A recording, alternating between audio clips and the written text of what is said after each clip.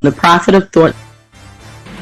Open your mind. Open your mind. Open your mind. Open your mind. Open your mind. Open your mind.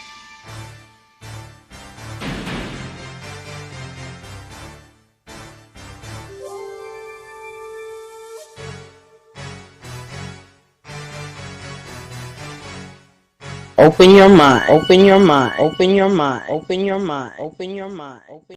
Join the league.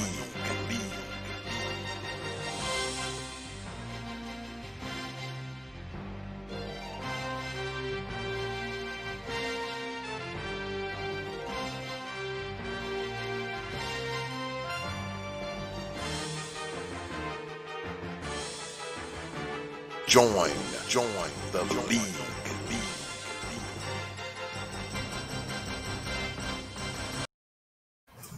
Open your mind.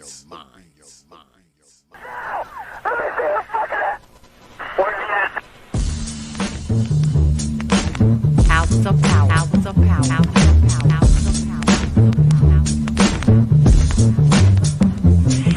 And so a community is where you control your police, you control your commerce, you control your education, you control your house. We don't control none of that. We live in a hood. Huh? Well, what about the Negroes that get out? Oh, well, say, my cousin, they say he's a multi-millionaire, almost got $1 billion. The prophet of thought. 3 PhDs, working on 2 more. Driving down the street in Chicago in his Rolls Royce, enjoying himself, and he hear these sirens and look through the mirror and see this cop car flashing lights. He squeezed the steering wheel, man. Heart beats fast. Because he knows the plight of a Negro, what it could be. And then when that cop car passed him by, he said, thank God he wasn't after you in the first place, punk. That Negro thing you can't get away from. It's universal. They wasn't coming after you. With all your millions, with your Rolls Royce, with your PhD, didn't help. That's the hood. Why do you think you never pick up the paper until you read over and over and see white families travel? You think of the thousands of black cops in America. Why don't you see white families crying as black cops shot my loved one 40 times in the back of the head? Why do you think black cops don't do that? You think they're more spiritual? Think they're better? No! They got enough sense to know that white folks ain't gonna tolerate it. And I will stop in our neighborhood when we decide we will not tolerate it. Now, if we was organized, which is hard to organize people who are just gonna run crazy and you don't know you're crazy. But if we were, with the money we have, and the many people who would come to our aid that don't know what it's like to be a Negro, and we said, if we said, look, we saying, if we don't get a federal law to deal with police brutality, that any time a cop or anybody carry a gun, have to have a license, just like you do to drive a car. And if you use it wrongly, you'll lose your license. And if it's upheld, you can never work again as a cop or a store guard or a private detective. How do you get Congress to push that through? Well, you take your economic power and you call on your friends, black, white, young and old, and say, this coming Christmas, if we don't have a federal law to outlaw police brutality by law, then we calling for a nationwide boycott of Christmas and it'll start on Thanksgiving. Well, let me tell you what that means. 79% of all retail in America happens between Thanksgiving and Christmas. People stay in business all year, lose money just for Christmas, huh? Well, what happens now? Saks Fifth Avenue, Toys R Us, Sears and Roebuck, Westinghouse. They will get the bill, and all they got to do is make one phone call and say, Harry, that's the senator, I want that bill pushed through in 3 days. Okay, it's an economic thing. It's that simple. But we have the power, but the system has wiped us out so bad. Hours of power. Hours of power. Hours of power. Copy. San Lincoln 6. Go ahead. We have a suspect down, 10-4. That's 10-4. The officer's code 4. We have one suspect that's been shot. Open your mind.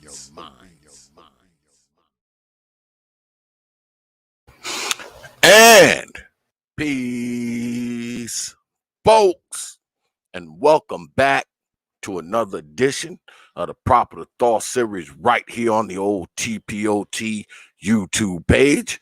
I'm your host, X, of course, but you knew that already. That's why your black asses are here. Good show for y'all tonight. I got two of the heaviest of hitters in the space tonight, Brother Fantastic and Brother M.O.T. And tonight we will be having a moderated discussion. I know y'all thought it was a debate, but it's not. It's a moderated discussion between two brothers that I have a lot of respect for. But before we get started, y'all know I always start the show off with thanking you good folks out there and you good folks who hang out in here. For your likes, your shares, your subscriptions, man, your support, and of course, your hard-earned pennies, nickels, dimes, quarters, and 50-cent pieces. Because like I always say, man, you don't have to do it. You don't have to do it. You don't have to watch these damn videos. You don't have to show up to these damn debates, these streams. You don't have to share them. You don't have to do any of that. And you definitely don't have to fork over your hard-earned coins. But you good folks choose to do it. You see value in this platform and you have caused this platform to grow. It continues to grow. And I know it's not just because of my black ass. I know it's because of you good folks out there, man. And I want you to know, man, that I'm honored. I'm humbled. I'm appreciative, man. And I thank all you good folks out there, man. I do. All right. All right. So let's get at it. Tonight, we're going to be talking about this C.W.B.A thing. As I said, I'm going to have Brother M.O.T in the house, who is already here. We're just waiting for Brother Fantastic to get up in here. I had, let me see. Hold up. Because my man just sent me something. Let me see if I can get it up in here. Let me see. Might be able to. Let me see. I might have to compress it. The file might be a little bit too big. It might be a little too big.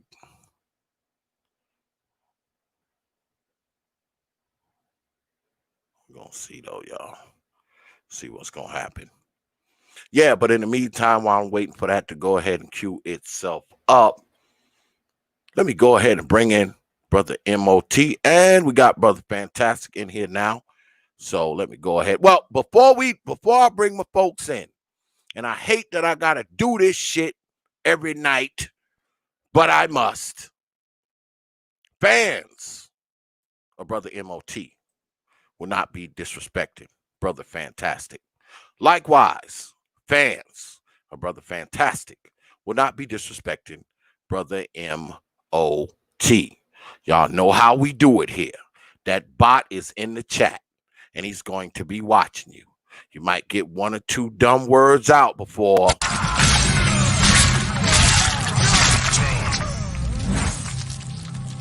It is ended.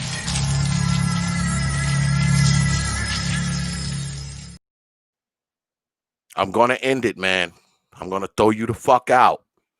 And you can dislike the video. You can unsubscribe. You can go make a video and talk shit about me. I don't care. I'm willing to sacrifice my numbers to have order in my court. All right?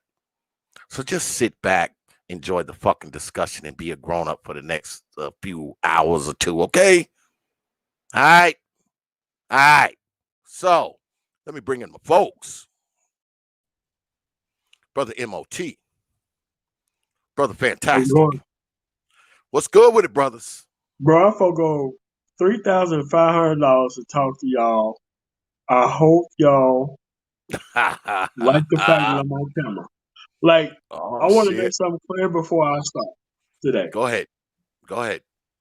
Okay, before we get started, Mr. Fantastic is the head of the team that I am on. Mm-hmm. This is not a debate between me and Mr. Fantastic.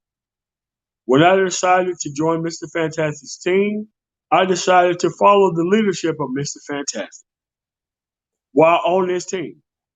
Mm-hmm. This is nothing against Mr. Fantastic, the people on our team that we decided to debate about. This is a actual moderated discussion between me and him versus what's actually being put on the table with the Ice Cube plan about what's going on here. Because if I wanted to debate him, I still wouldn't. Because at the end of the day, I decided to join his team, and I wasn't going to betray his leadership by just turning around and deciding to just debate him just for some clout or anything else. I respect this brother highly,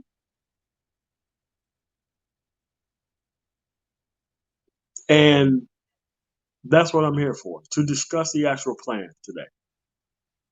Mm-hmm. That's why I'm here. He's That's what still we're the leader doing. of the team that I am on, and we're not debating against each other. We're debating the plan that's on the table. Hey, and Sounds good. same sentiments to me, man. Shout out to T.P.O.T. Shout out to man tomorrow. Listen, man. The most, I said this brother was here, man. One of the first brothers I ran into this space. He needs no introduction, man. His reputation and the work he's done for this space speaks for itself. So by all means, man, like he said, this is for the overall good of Black people and political discussion between the two of us. No type of internal confrontation or whatnot for political views. Like I said, for the most part, this is just for us to, like he said, parse out how this would benefit or where it could need help or where it lacks versus a debate between the two of us. So I fully support any and everything that M.O.T says. I know he says, hey, I'm the leader here, but hey, man, y'all know I'm the young cat on the block, man, by all means. But you got an MVP in the building. How would you not select him as being a teammate? He just chose not to be. He could have definitely been the leader of any team in this whole debate thing. Shout out to T.P.O.T for providing us this platform, an opportunity for brothers to come through and have, intellectual dialogue and discussions, man, and debate. Because, it's a lot better for us to do that than us to be on the, F this, what I'm saying, and a whole bunch of the beef and unnecessary things, man, for us to handle out our, disagreements or philosophical differences on whatever it may be. So shout out to everybody in the building, man. Appreciate you. Yeah. And, as the quote unquote commissioner of the league, like I said at the top of the stream, I have respect for both of these brothers up above me here. That's all I can say. I got a lot of respect for both of them. I think they're both very intelligent brothers, and they both bring a lot to this space. Like I said, this is a discussion. This is not a debate. Notice you don't see any timekeepers or clocks. All you see is my black ass. So we're just going to get down to the nitty gritty of it, and we're going to have at it. So I hope y'all enjoy what we're bringing y'all tonight, and let's get at it. I believe that Brother Fantastic believes that we should rally around Brother Ice Cube. Is that correct? Yes. And I believe Brother M.O.T disagrees with that position. Correct?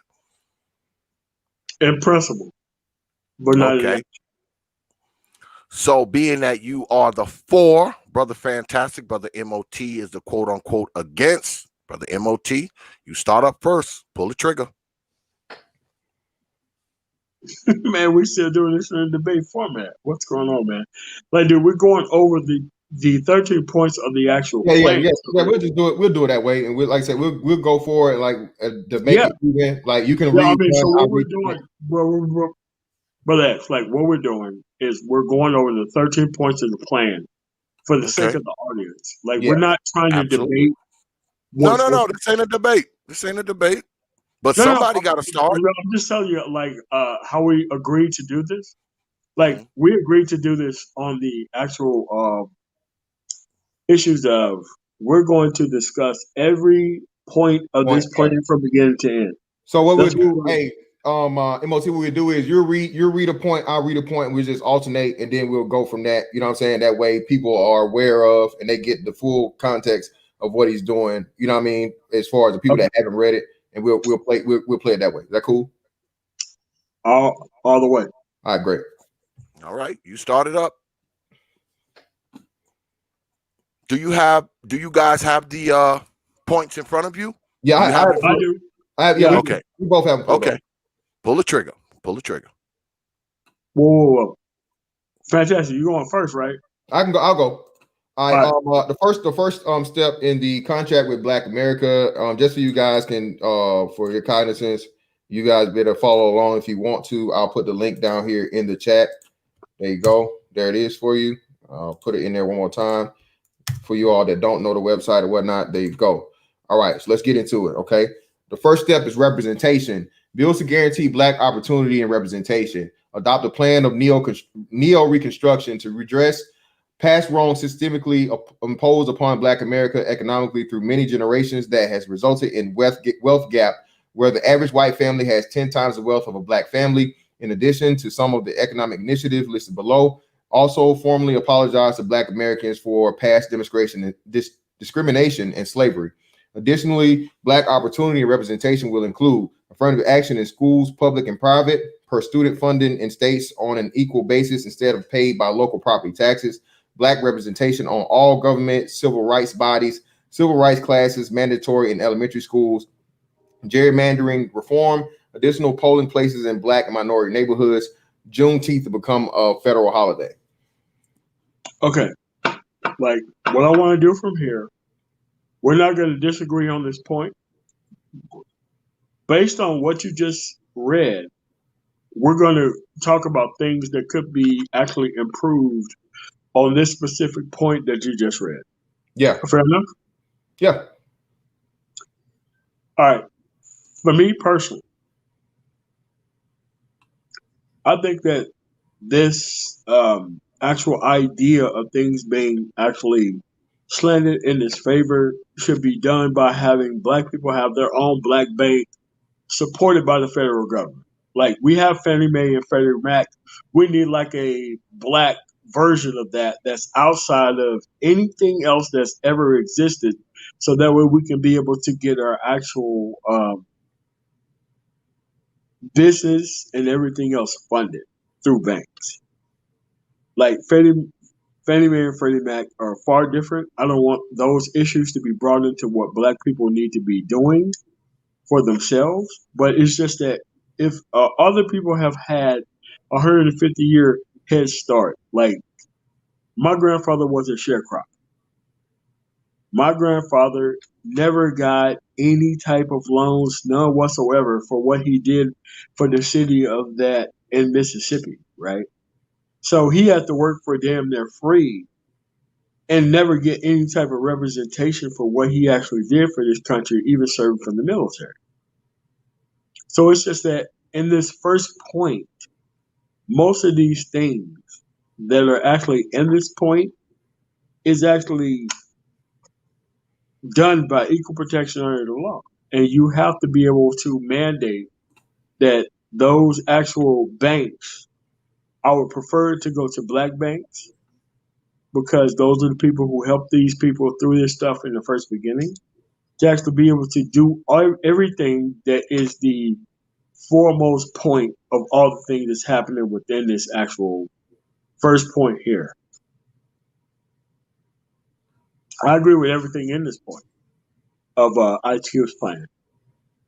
Well, actually, for me, this is one of the ones where I feel like I disagree with certain things in it.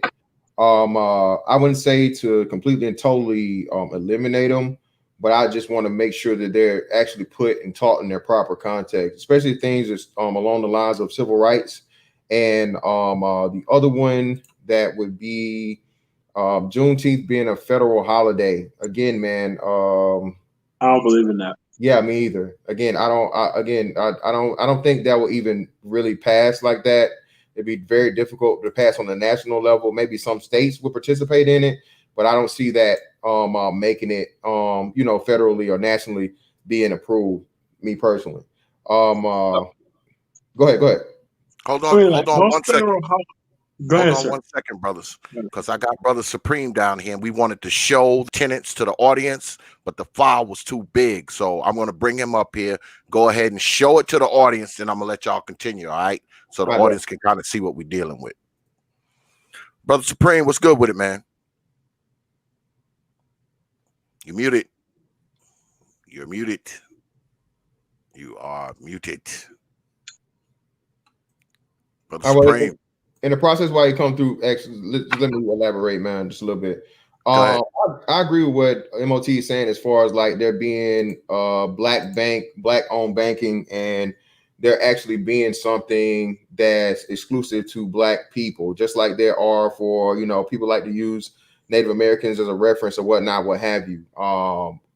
He's talking about later on, we'll get into it with the whole platinum plan or whatnot, and the money being set aside for black businesses or black entrepreneurs. What would be a better thing for you to have a separate, to guarantee that and shore up that money by giving another lot of money to black institutions, so you further empower the black community and the black demographic by having them lend and get the interest and things paid to black banking organizations. So I agree with M.O.T 1,000% on that.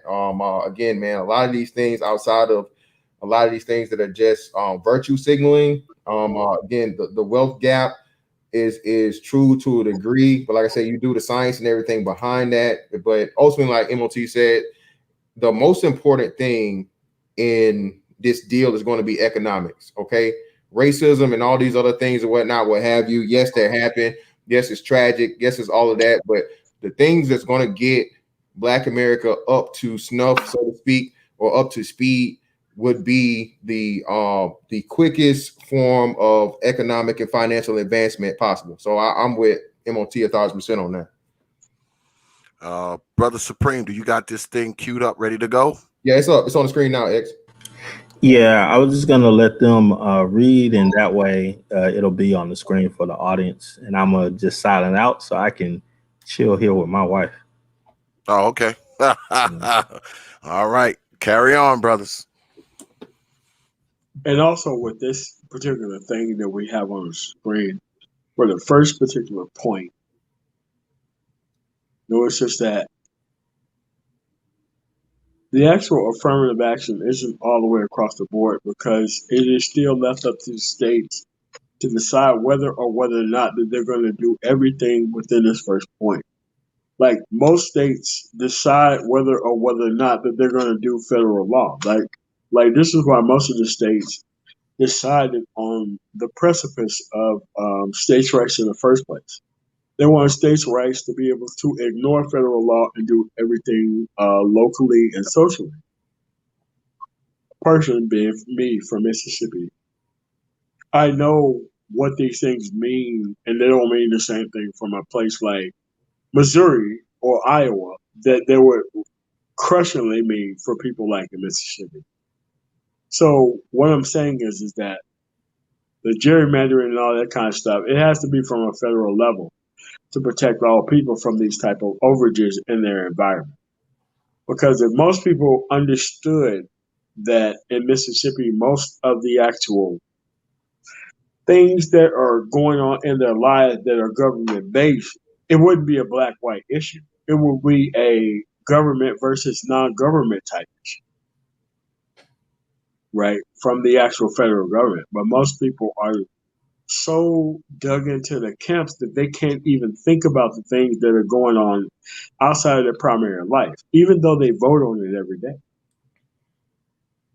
So it's just that most of these things need to be parsed out between these people in these actual districts. I don't have a problem talking to the Ku Klux Klan. I don't care. I'd rather talk to them about the things that are happening within these environments by the people who they think they're being represented by versus letting them be represented and no answer being given to them by the foremost and forefront by the people in their actual environment who think they're doing the correct thing for them. I'd rather let people know what their options and choices are and go from there. So that's how I would actually do it if I was actually running for office in Mississippi and the people who actually don't live within those areas. Because most people within these areas, they're vastly compromised by the actual religion that they actually worship. And this is how these people come in and they sabotage how they think to go forward with the actual progress that need to happen within certain environments. It don't work because that's what actually happens within those environments. Yeah, another point to MOT's point about the affirmative action thing. Like I said, a lot of I don't say a lot of states, but a number of states choose to opt out of affirmative action. Like I said, they've been blocking it in Washington State for I don't know how long, and they purposely did that. That's why you have one of the biggest I think Asian populations or whatnot there. Okay, pretty much once you get into a place and you populate it to a certain percentage, you control it. Well, you can vote against it, like you said, and the states have the option to opt out. You keep that level of control because, hey, we're not going to play by that rule, and we can just put ourselves in power whenever we feel like it, and it's within the law because we choose not to abide by affirmative action. Again, in one of the constant arguments about affirmative action is, it doesn't benefit, heterosexual black males anyway. So again, this is another thing that I'm not really too big or huge on. It'll just, if we keep it there, it'll just be a way to, circumvent the system and somehow navigate around black men. I don't see that getting reformed. And the one thing that I will say here about this plan is it doesn't specifically, even though it says black people, we understand what that means, man. It does not elevate the black man to the proper level. So again, like I said, for everyone to understand, I agree with the principle of and the ideology of this, but my major thing in appointing this is like what me and MOT are doing here is to go through, see the holes, shore them up or fill them, and then push forward with the best possible product we can. If you're going to negotiate and have this talk with power about serious things that's going to again accelerate black America, specifically black men into the future that's right here before us right now. Well, let me interject for a second. Go ahead. Do you brothers believe that if this thing goes through, the C.W.B.A. goes through, do you believe that would be an increase in government? Would that be making government bigger if they decided to take on said plan? Well, I mean, like X, you have to look at it from a certain specific type of format. Like it's the government's job to mandate equal protection under the law. That's the government's job, right? So it's like before Ruth Bader Ginsburg was replaced by the person that she was replaced with. Clarence Thomas replaced an actual guy that did a lot of things for Black America. And no one can say that Clarence Thomas should have ever been able to replace the person who he replaced on the Supreme Court. But at the end of the day, it's who and what politics that they think is going to be able to run the show from this point forward for such people. So you have to understand that it's always the people who are representing those seats at the time. And the people who elected them to office is what will that they're going to be able to serve when they're in actual office for the primary forefront, the actual reason why they was elected to it. Because these people were asked very specific questions about what they would do. Shout out to Ramil for the $20 in the chat. Yeah, shout out to Brother Ramil. Appreciate that, brother. My man, y'all Yeah. get on down there and subscribe to Ramil Amid, man. My brother right there. Go ahead, Brother M.O.T. I came to this state where I'm at right now so that way I could be able to talk to people on camera about what I believe against the person, not even against the person, with the person who I'm actually on the team with to move black people forward. This is not a for or against. It's just like for what he believes and for what I believe. I think that we have the solution right here within this chat. We both were in the military, different branches. We both served in different career fields, him and I, but we have the same outcome to where we're going to be able to negotiate for it. Because I know what he thinks and I know what he believes. So you have to understand that I'm not trying to be here to win an actual conversation with Fantastic. He's the leader of my team that I'm on.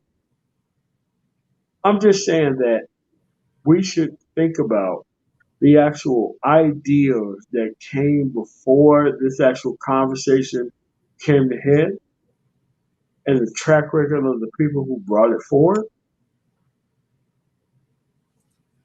That's what we need to go by going forward. Brother Fantastic, do you believe that because you believe that we should go along with this plan, correct? We should fall in line with it, right? Well, I wouldn't say fall in line. This, again, like I said, I want to make sure everyone understands that I'm clear here.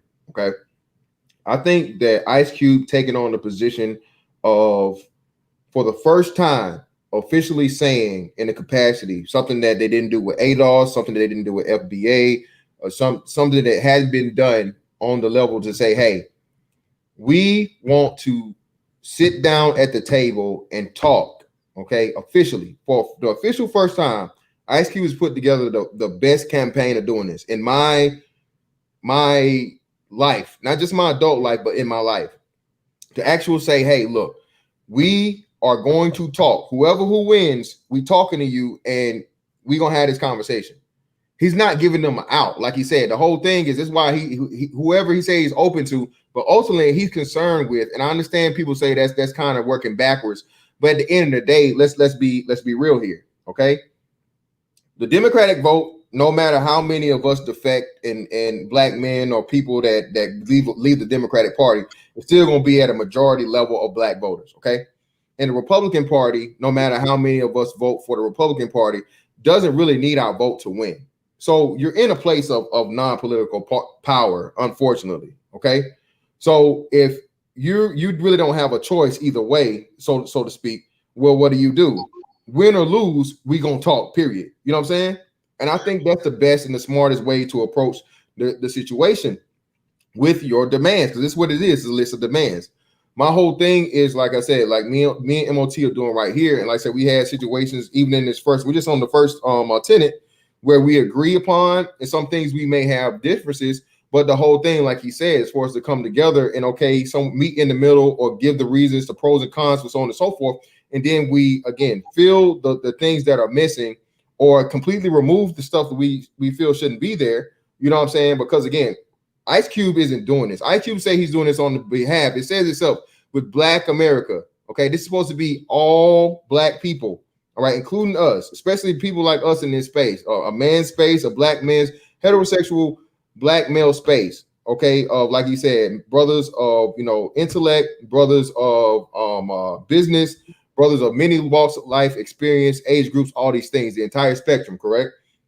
So my thing when I say we should stand behind Ice Cube, again, he's put himself up to step for the challenge, okay? But this is not a challenge that any man, especially a black man, should be going along.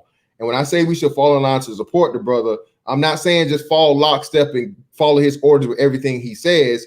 I'm just saying help him out for the task he's taking on, and furthermore, help him out where he's weak, because Ice Cube's not a politician by any means, okay? You know what I'm saying? He's not a politician. He isn't in politics. He's a businessman. He's an entertainer.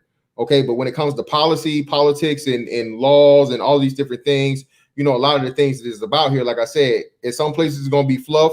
In some places it's going to be stuff that's completely and totally missing. And when I say I'm behind him and supporting him, I'm not completely again lockstep or in tune with everything that's on here. I'm for, again, helping him with all the brothers that are here and other black men, you know, thinking black men in this country, to again put together the best possible plan.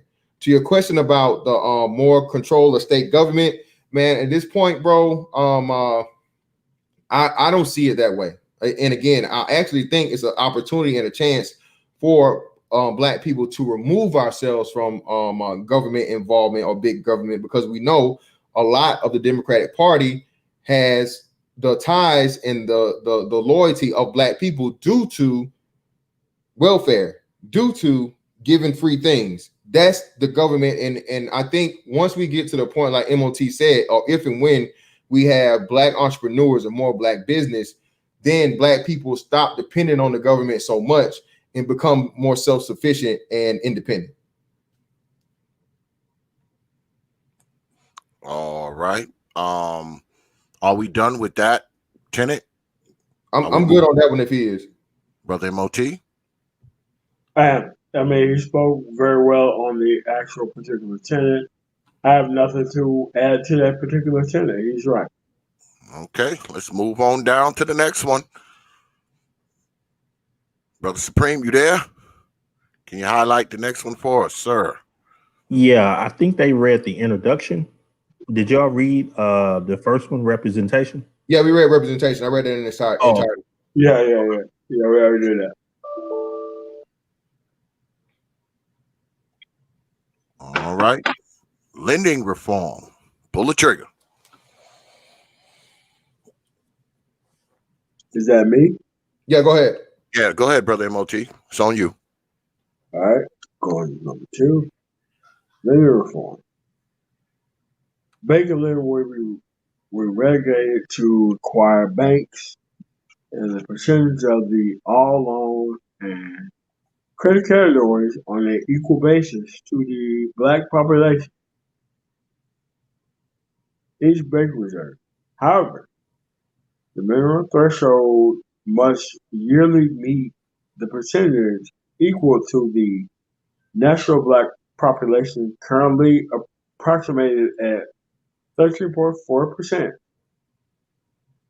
Rates on black loans federally from the blanks to be the same as the average rates of whites. This is something that is absolutely not able to be done by white banks. This is something that it has to be done through legislation. The actual way that the current banking is, me, I have a 788 credit score, right? I can't even go in and get funding for any business projects that I actually ask for. Why? Because I'm just black. That has nothing to do with my actual credit score. Has nothing to do with my actual ability to pay off loans or credit or anything else. So when we're talking about bank lending reform, on number 2, which we are talking about, we're talking about changing the bank and how they lend money to actual people out there. But most of the people who lend money in banks know that they have an actual verified process that's going to produce them a lot of money. But at the end of the day, if you are a black guy or maybe a woman who go through these smaller banks to get liquidity for your actual assets for your actual company, they're not going to give you the best deal. So what I'm saying is, with this specific thing, most of the banks have to okay these type of loans for these type of organizations based on the amount of assets that they have on hand.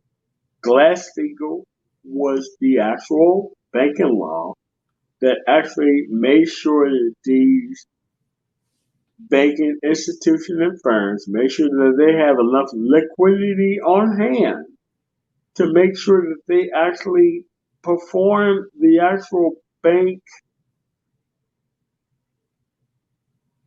loans that they were given in a natural environment. But they were never even allowed to come near that because of the precipice of not being held to any type of federal regulation because of what there was a part of with being part of the loan structure. The only thing that would solve this actual issue is equal protection under the law, no matter what city or county that you're in. So that way, if you're actually going to be going out as a corporation, asking for loans that your company cannot produce, there's no reason why your actual company would actually get those loans for those people. Me, as a small business, I can actually produce those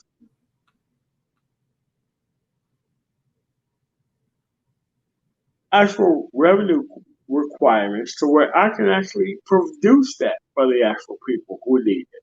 But there are people out there right now and today who don't have that. And they flow straight through that do not provide jobs to Black people in the Black environment.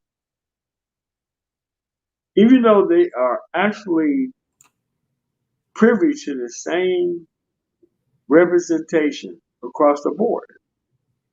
There's no reason why it should work differently because you're white and dealing with white people in a white area versus Black people who actually are Black in a Black area have the Black same amount of access to liquidity and otherwise. A lot of this stuff is based on the fact that the system that is actually there that those people are actually plugging into.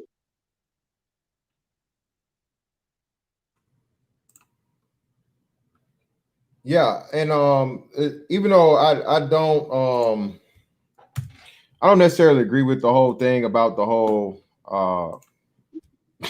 I don't agree with certain premises, but that's not really the important part. But I think M.O.T. and me covered this on the first part.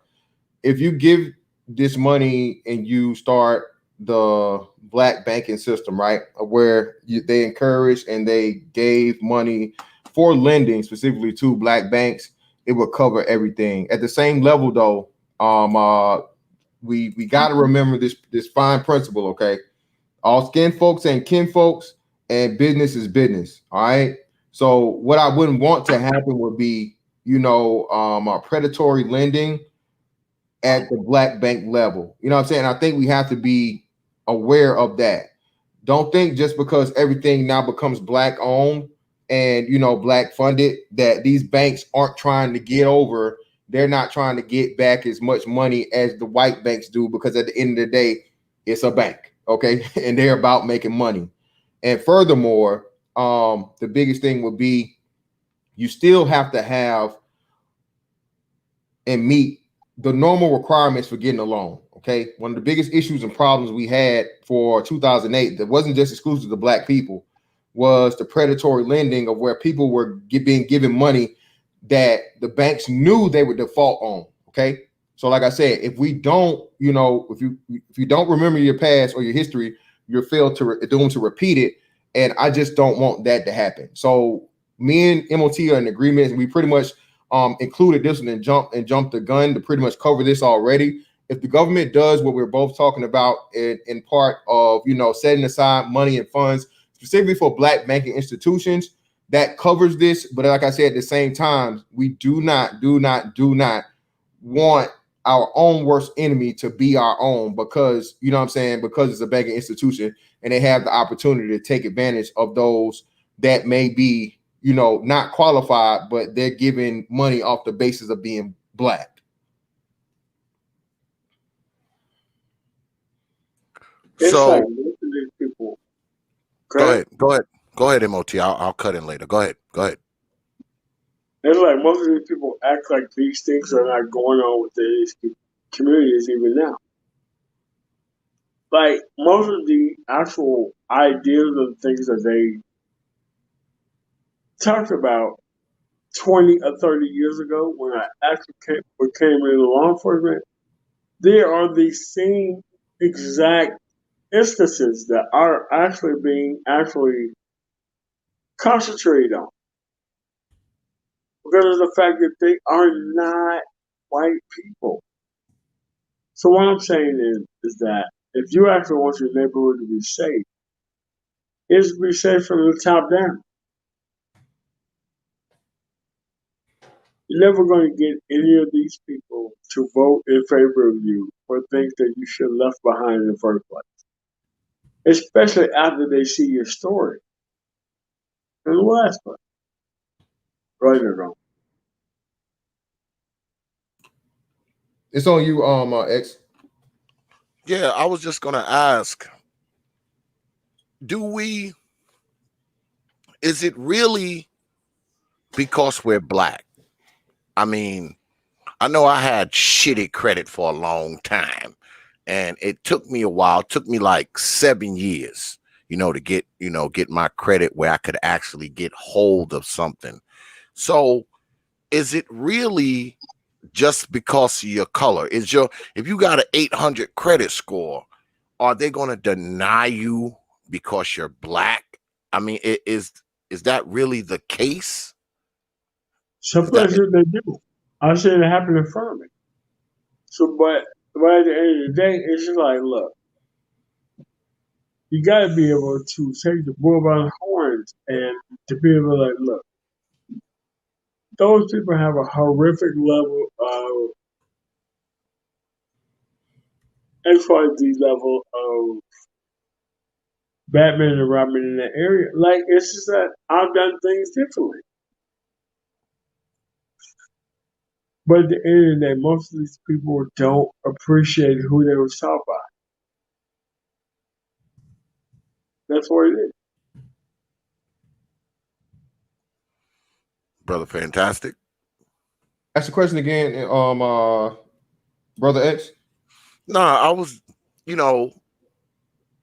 is it really because we're black? Oh, yeah. Okay, yeah, I got you. Yeah. No, listen, that's what I don't agree with, X. I don't agree with that at all, brother. Like I said, I'm with you, man. It was to a point, like I said, especially a lot of us, for the majority of most of us, okay. 2008, we're all adults here. They're probably the adults during the last recession, right? The recession. And man, when I tell you, bro, even though I had steady, solid income, that salary and all these other things, the price of gas going up, other things and shit going on. I told you guys during that time I had the whole child support issue and stuff going on like that, and so on and so forth, bro. A lot of people struggled. Due to the child support thing, I almost lost my house, man. You know what I'm saying? So when they came through with the housing reform thing and I was able to refinance and get on the program to get back on, that greatly helped me. Not only did it help me from the aspect of not losing my home, but it lowered my my interest rate and my monthly payments. So, you know what I'm saying, I was able to take advantage of that and rebuild and be, as responsible as I could, climbing up that credit ladder, you know what I'm saying, all over ever since 2008. So the whole aspect of that, man, I'm with you, man. I don't agree with that. And I heard people saying it in the thing. I don't really know, but people were talking about like a black credit score or something like that. Hell no, that'd be a horrible idea. Again, and that wouldn't be legal. That would be impossible for you to do. So y'all wild in the chat. But yeah, that would be impossible to do. But like I said, man, I think we covered that when we say if you get that. My whole thing is I'm fine with the black banking institutions, completely and totally fine with that. Just we got to be weary and do not allow that money to be misappropriated. You know what I'm saying? Yeah, I agree, man. I mean, I think as black people, if we're going to have the things in this country that we say we want to have, we want to be able to have everything that everybody else has. But on the other hand, we're talking about it's the white standard. I don't agree with that. I don't think it's white to own your house. I don't think it's white to have your bills paid. I don't think it's white to have money invested and money in the bank and be able to have a few cars in your driveway. I don't think that that's white. All right.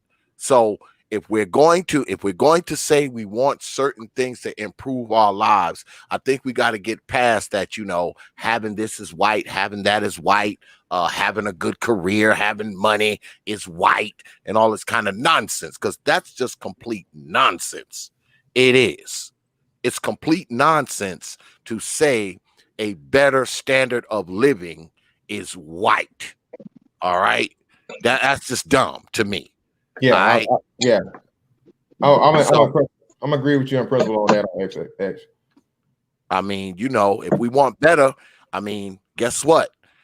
Because I'm the type of brother, I don't feel like just because I'm black, if I walk in there with my 800 credit score and a white man walks in there with his 800 credit score, he's going to be able to get more or less than me just because I happen to be black. I don't believe that. I just don't. I don't believe that. Inject one thing, X? Just a question. Fantastic. Have you heard people make those type of claims before where they'll say that, they've had excellent credit or whatnot, but they have been denied because of their race or whatnot? Yeah, man. And that's what and the thing is to it is this, man. Again, when people say that, I don't really want to get off into a whole rabbit hole with that, man. In order for you to prove it, bro, you will have to have somebody with the same, not only credit, but financial situation that you have. And, and pretty much a similar structure, if not the same exact deal structure, in order to do that. Shout out to, I think, Deborah Leonelli. She's in the thing. For a lot of these things, man, unless you go to the bank on purpose, you don't even have to disclose your race or whatnot anymore. And especially, like I said, if you're working from a business aspect, you're just working from a LLC or whatnot anyway. So if you're working from a business aspect, they shouldn't even know, anything about who or what your race is. You feel me? Unless you disclose it. So, maybe it has legs, but today in 2020, man, is just highly, highly, highly improbable, in my opinion. Yeah. And shout out to CJ Gunn. If and when you feel like that, there are plenty of avenues and protections for you if you feel like you've been discriminated with on loans. And that actually happened here not too long ago. The last couple of years with was it Citibank or BB&T, one of the two, I forget, but whoever it was a big case that they did this and they filed the things, man. So again, like I said, if it happens, hey, I'm not saying it's completely and totally washed away. By all means, it's possible, but the occurrence of it and the recency or the commonality of it, I just don't agree with it, man. Absolutely not. I see Brother Supreme done moved it down to the third tenant. Are y'all done with the lending reform? Yeah, I'm cool on that if he is. Okay. We're done. All right. Well, we're moving on down then to the federal funding of baby bonds. Go ahead, pull the trigger.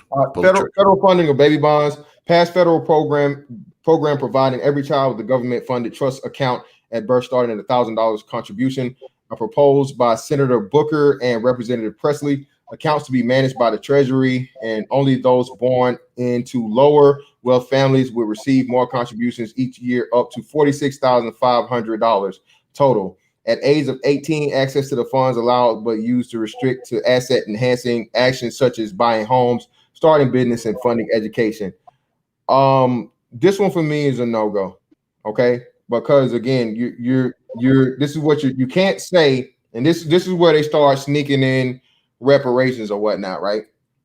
Because you can't say you're doing this for a contract for Black Americans, right?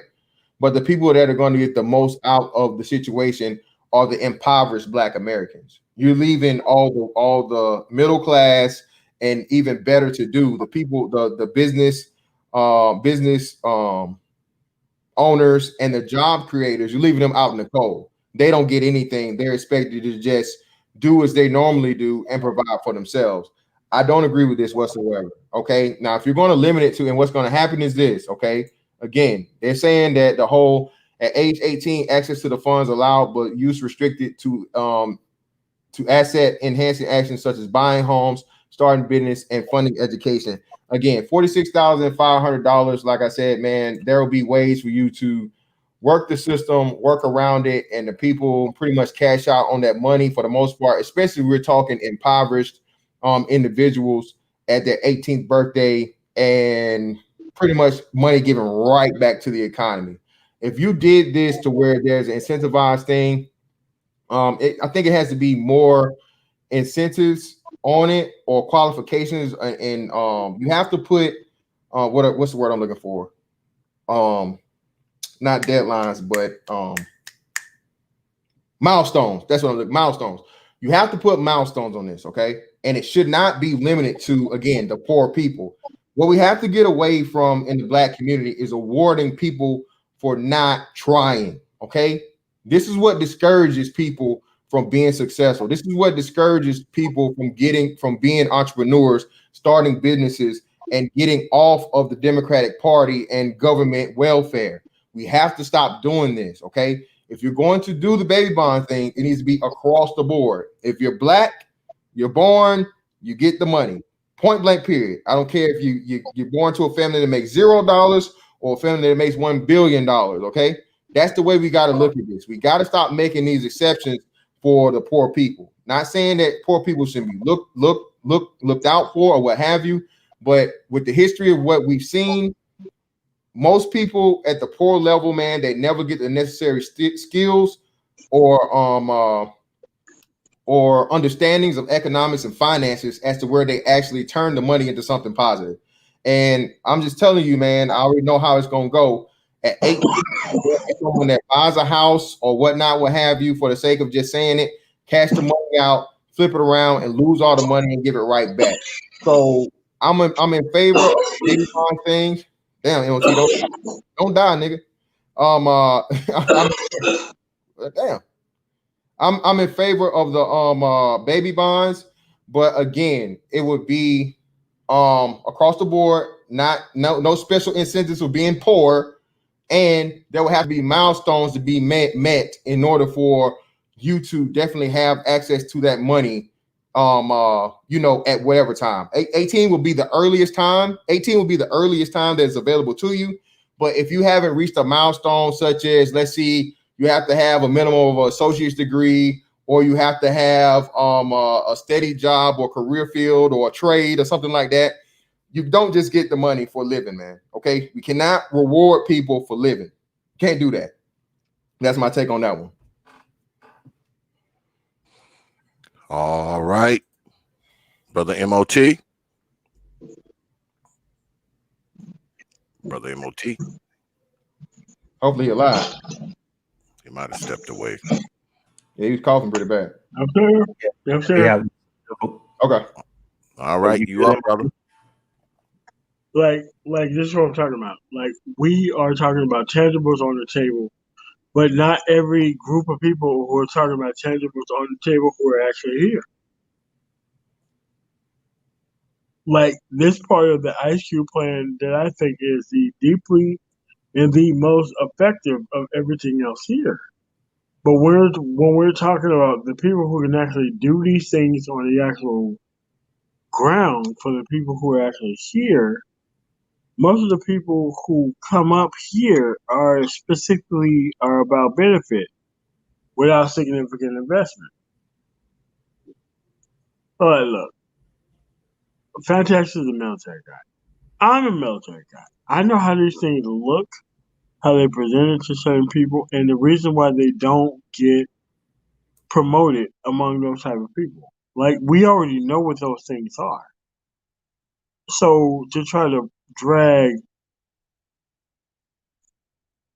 the military industrial complex into a lower fat to a lower standard of a conversation that they shouldn't be having. It's just bad on the people who have the actual permission to move forward on the project. Because at the end of the day, most of these people who want to speak to black people, they had no idea of how the actual system works. And that's not a bad deal to admit that. So when you admit that you don't know anything about the actual progress or the process, you actually are going to go among the actual proper ways to actually look at what's the things that you didn't look at before. So we can't just blame the good Democrats on one side about not getting their David Wayne style results. It's just that these people have a lot of stuff going on in the basket while they're checking out. And you got to be able to listen to these people too. That's all I'm saying.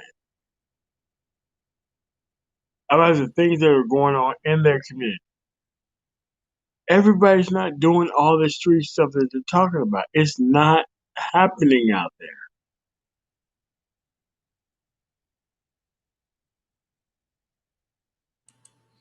Yeah, I mean, I think there may be some checks and balances that may need to be put so far as that those three categories that they put so far as enhancing actions. Of course, the buying of homes, that seems okay.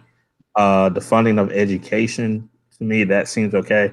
The starting of the business, that's the one that's kind of extremely wide open because I mean, you could have somebody that says, "Hey, man, I want to open up a record company." That or go into the whole, "Oh, this is part of the rap game," that type of thought process. So I don't understand how that would be an enhancing action for someone at that age. Now, of course, the hope would be that the parents of that individual would teach that individual of, hey, this is something that has been put into play and you have a responsibility towards community and all of that type of stuff. But that the one about starting businesses and that being that wide open, I think that could be a downfall, but that's just my 2 cents. Yeah, you kind of took the words out of my mouth. I was going to say the same thing, but never mind. God damn it. Have we covered this tenant? Are we done with this tenant? Are we moving down to number 4? We have. I think I feel we have. Yeah, I'm good on that. All right. I can tack off number 4 real quick. It says Federal Reserve and government pensions for qualified Black Americans. Federal Reserve to allow a one-time interest-free loan for home ownership. The Fed to ensure banks and institutions it oversees comply with bank lending reform. Fed to adopt modern monetary theory with the goal of full employment and avoidance of actual inflation. Federal and state pension funds control over $1 trillion. They must allocate 13.4% of their investments into Black-owned enterprises and businesses. Venture capital and private equity funds that take money, public entities, must invest 13.4% of their total funds in Black-owned businesses. Again, man, for me, this one's going to be difficult. Again, you can't make the federal government, businesses, right? The businesses are never going to sign off on the federal government making them set money aside racially. It's not going to happen. So again, rewording this or restructuring this would be a must. I understand the principles behind it and the ideology, but this is a pipe dream. This whole thing to me right here, again, Federal Reserve, where you're saying you're going to take the pretty much the money from the Fed, all right, from the entire federal government, bro, and you're going to allocate it and demand or make businesses put that money to the side, man. It's going to be hard. If you can get it, if we can get it to go off, hey, by all means, yes. But again, telling the federal and the state level, that's where it's going to be. Yeah, man. Listen, in order for the pension funds to happen, that's what federal and state pension funds is pretty much you pay into that. It's not just free money. It's not just the taxpayers' money. It's actually the people that worked for it. You know what I'm saying? When you talk about pension, that's a retirement, man. All right, we talking pensions, we talking retirements. So people pay into that for themselves. So again, setting aside and making, I'm just telling you, man, it's gonna be fucking difficult, bro. And let me see, what's the point of a central bank if it can't enforce monetary policy? Again, Mike V, because the central bank can't make a business choose how to spend their money. You can't do that. That's why it's illegal. You can't do that. You just can't do it. You can't tell a business, hey, even if you don't have enough black people working in that thing. Let's say a business where it has absolutely no black people whatsoever, or very, very low. You're telling them that they're gonna have to give an equal part of contribution to a black pension fund when they don't have any black people putting anything into the fund for it to be paid out. That's never gonna go, bro. Again, like I said, a lot of this stuff sounds good from an aspect, but again, man, we're gonna have to reword this and work it out better in order to sell it. People are gonna see this coming from a mile away. A lot of this thing, man, has to do with the R word, reparations. Okay, we understand that, but in order for people to buy into it that are outside of black people, bro, you're going to have all your I's dotted and T's crossed. And this is just a horrible try to me. So again, I don't agree with this because, like, listen, bro, if I work for, I will feel some type of way as a person that's worked towards my pension. I'm working towards my pension. I'm putting towards this. And you mean to tell me a motherfucker that ain't got nothing to do with it is just go, no, nah, man, that's not how it's supposed to work. Are part, before we go to M.O.T, are part of these tenets of this plan, aren't some of these tenets coming off almost as entitlements? Yes. Like you just said, Brother Fantastic, you worked and you put money into the system and all that kind of stuff, and then someone who hasn't done as much as you can come in and get as much as you can get. I mean, that seems a little an entitlement to me. That's why I say I'm that's why I want to re-stress to people, man. I am not completely and totally behind it with everything that Ice Cube says by any means. Yeah, a lot of people are saying it, bro. This is blatant fucking socialism as to where you take from everybody and give it out to people as an equal portion, regardless of their contribution. No, I am never for that, bro. You don't work, you don't eat, you don't grind, you don't shine. All right. That's a simple testament that I'm gonna always, bro. I work hard to earn what I got, especially when we talking pensions, bro. When we talking retirements, hell yeah. So you're not finna tell me, bro, that you're gonna no, bro. You gotta put in to get in, man. That's just simple. Yep. The last part bothers me a little bit. I was kind of looking at the first part where it said qualified. I was like, oh, okay, that seems kind of good, but the last part about the venture capital and the private equity funds, it's like, what happened if there are other businesses that come to a venture capitalist that just has better ideas? Do they just get kicked out of the door just because they're not black? I mean, that doesn't seem good to me. I mean, versus someone that has a very bad business idea, exactly, and you just have to invest in them. It's like that doesn't seem viable. It's not going to fly. You're never going to get the federal government is not going to do that. The central bank is not going. The Federal Reserve is not going to do that. States are not going to do that. Nobody's going to make businesses set aside money on the private level. That's never going to happen, bro. If we're talking federal funds, taxpayer dollars, and things like that, you at least have a shot in the dark. But when you go to telling businesses, hey, you got to do this with your money, never gonna happen. And I would not even bring that to the table for a business, privately, public, whatever in the hell, and tell them, hey, you got to set aside X amount of dollars for people that may not even contribute to, you know what I mean, the pension of or have enough of a population or account for a population in that business to set aside money for them. It's just pretty much money that'll just be, you're taking from somebody else that's actually contributing to the fund or to whatever the thing is. I mean, but it could be cool for a coon like myself who would sign on a deal of, hey, I'll be your figurehead. You'll guarantee 13.4%. So I mean, you just give me my little payment, and I'll sign off as in the head of your company. Brother M.O.T.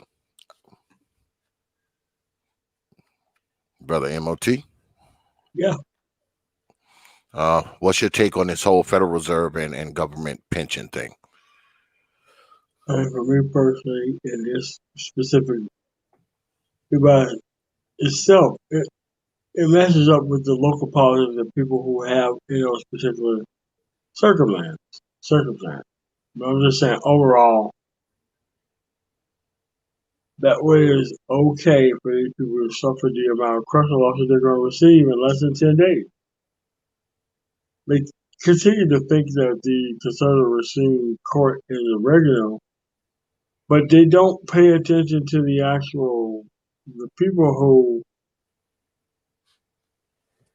act like that they want it, like nobody wants to get. So how on earth are you going to be able to battle your way through men specific to see?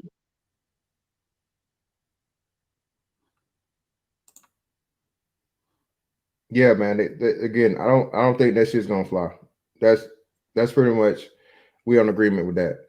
You're not gonna be able to, you're not gonna be able to you can't squeeze blood from a rock, man. That's what you're basically trying to do here. You're taking money from people that actually putting some into the pot, and you're saying, hey, we're gonna just disperse it out to people again off the blackness shit. Listen, I'm not for any of the none of the socialism bullshit, bro. Just not for it. All right, the whole thing, and again, I'm against it because socialism is what got us where we at. I'm just saying the whole aspect of it, people being able to depend on and government support versus again being entrepreneurs and doing their own shit.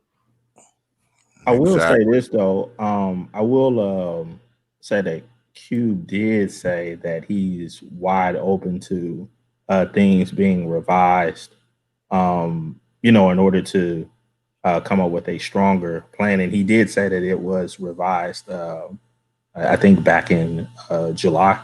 So it is a working, running working program. Yeah, exactly. Yeah. So I think that's a good idea.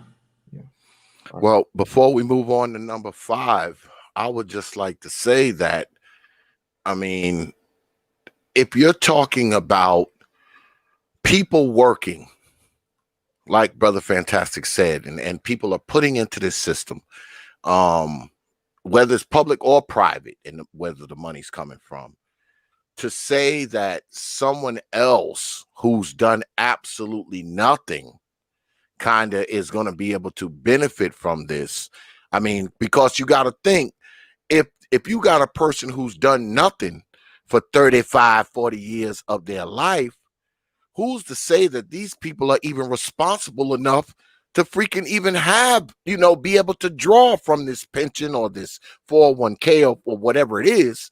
Who's to say they're even responsible enough? Because obviously they're 35, 40, 45 years old. They've done nothing. They haven't put into the system. So why would they even be entitled to anything?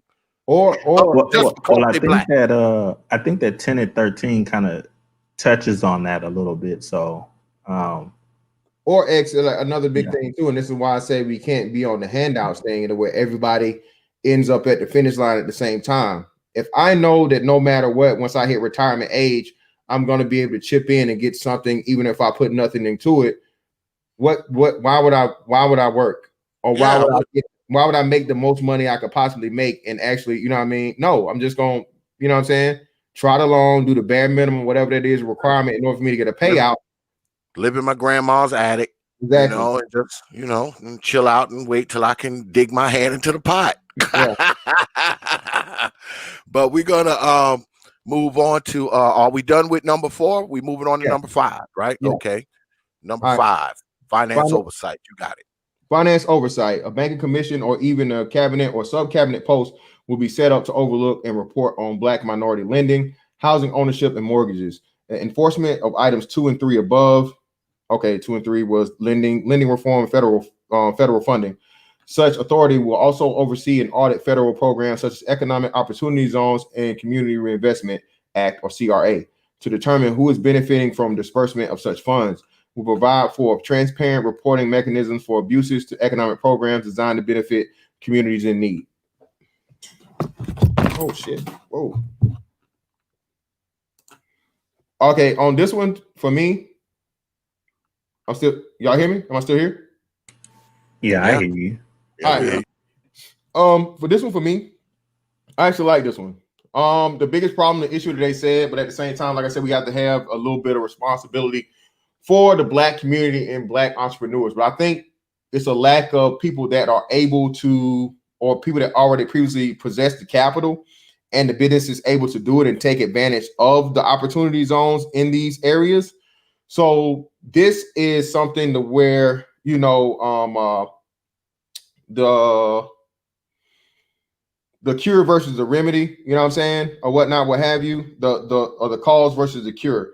The cure for this is the cause of it, or the cause of it could be prevented by the cure. I forget whichever one I'm trying to say. I can't put it together right now, but I'll explain it.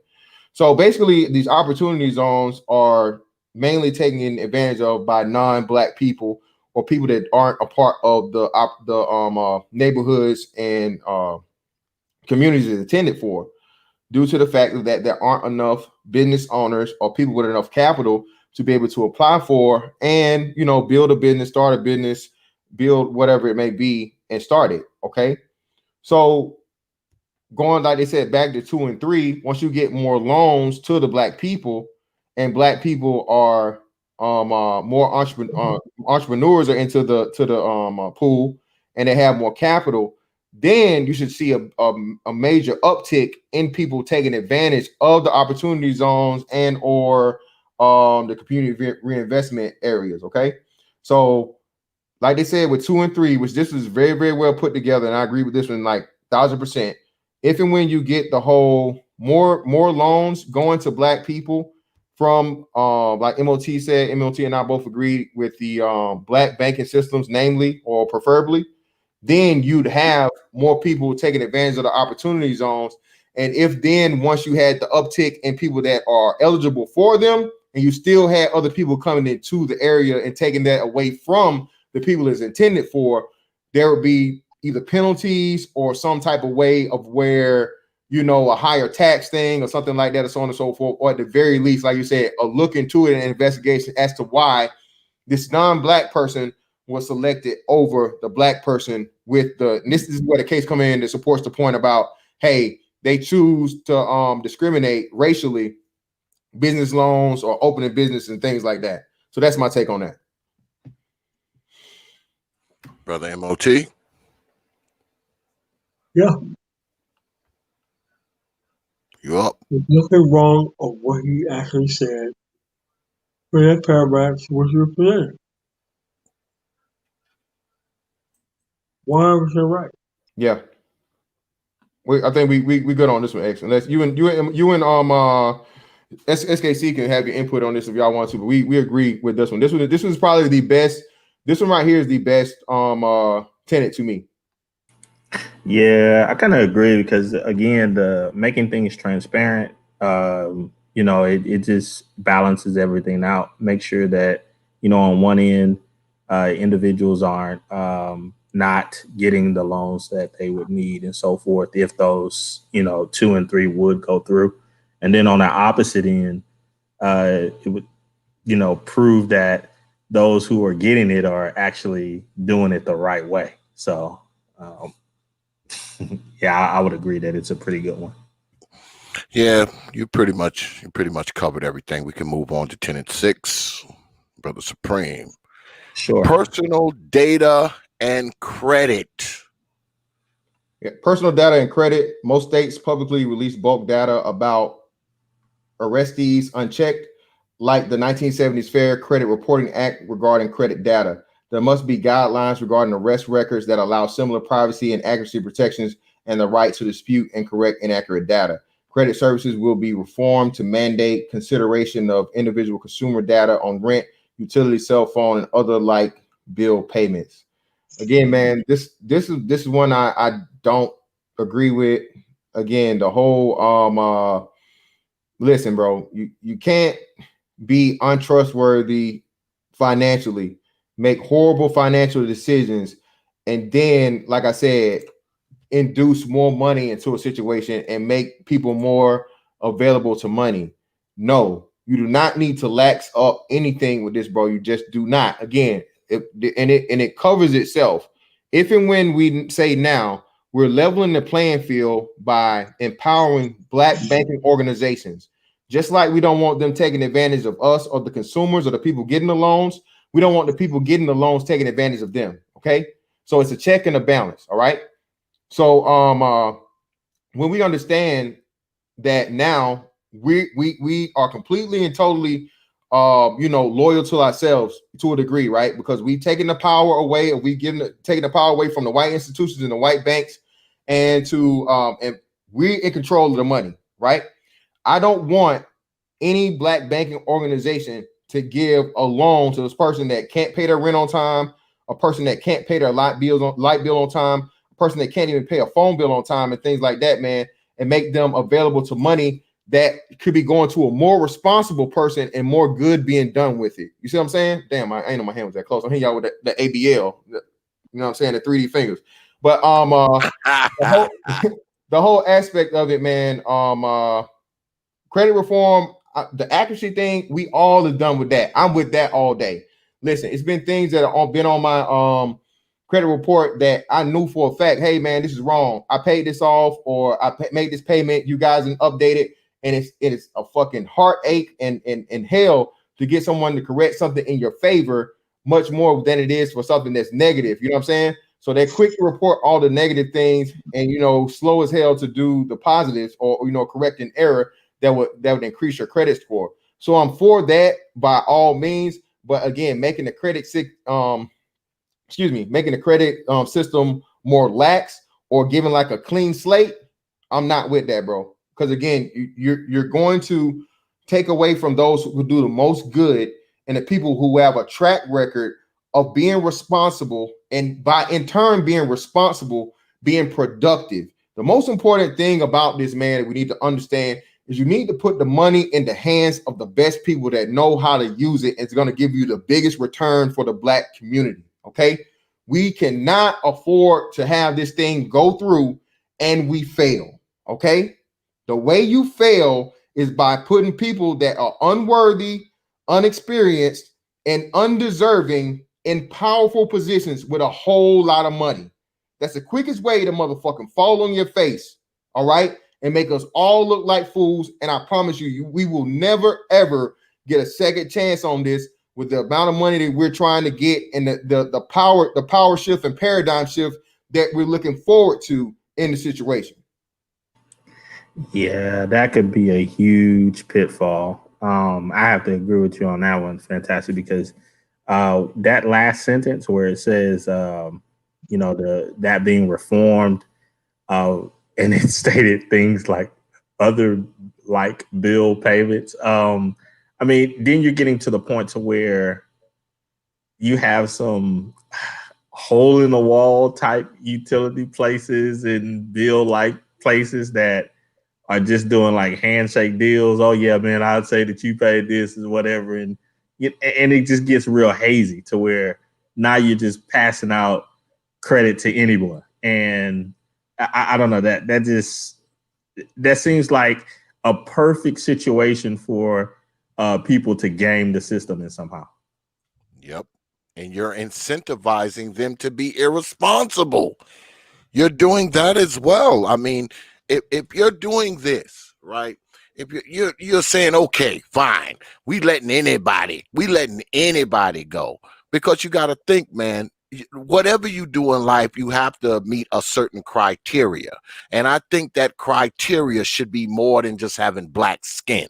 I mean, it seems like they want to make it so you got black skin. We don't care if you got a 305 credit score. We're going to loan you money and let you buy a house. We're going to loan you money, let you start a business. That just doesn't make sense to me, because how is that fair to the person who's bust their ass for 25 years, developed themselves, and worked hard to get their 700, 800 credit score?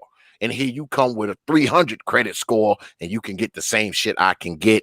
I just don't think I don't think that makes any sense. But go ahead.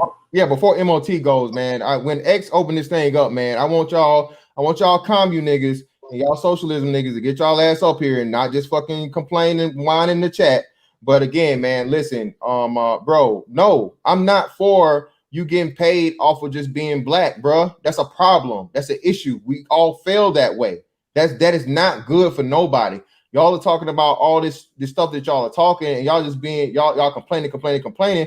But again, I highly doubt you have anything that counters anything better than I said here tonight. Point blank, period. I'm not may not be fucking debating M.O.T, but I'll debate y'all niggas easily and destroy you all head for head, line for line, neck for neck. All right. At the end of the day, no, I do not feel like just because you're black, you should be on a level playing field. No, sir. All right. The best of us should be at the fucking top. And if you're not at the top, you need to earn your way to the top. You don't just get put on the fucking level playing field off your skin color, bro. That's how you fail. And if you don't understand that, you're not a leader and you're horrible. You would never be a leader, because everybody doesn't have the same strengths. Everybody doesn't have the same ability. And again, it's unfair to those who've already put in the work to put somebody that's never given anything on the same level as them just because you're starting something new. That's bullshit, bro. Point blank, period. The only way that I could kind of go with some of the stuff that's listed here is if it was a dedicated financial education program that was set with this personal data and credit, to where people actually understand what they're doing. And take, for instance, like the things on like rent and utilities.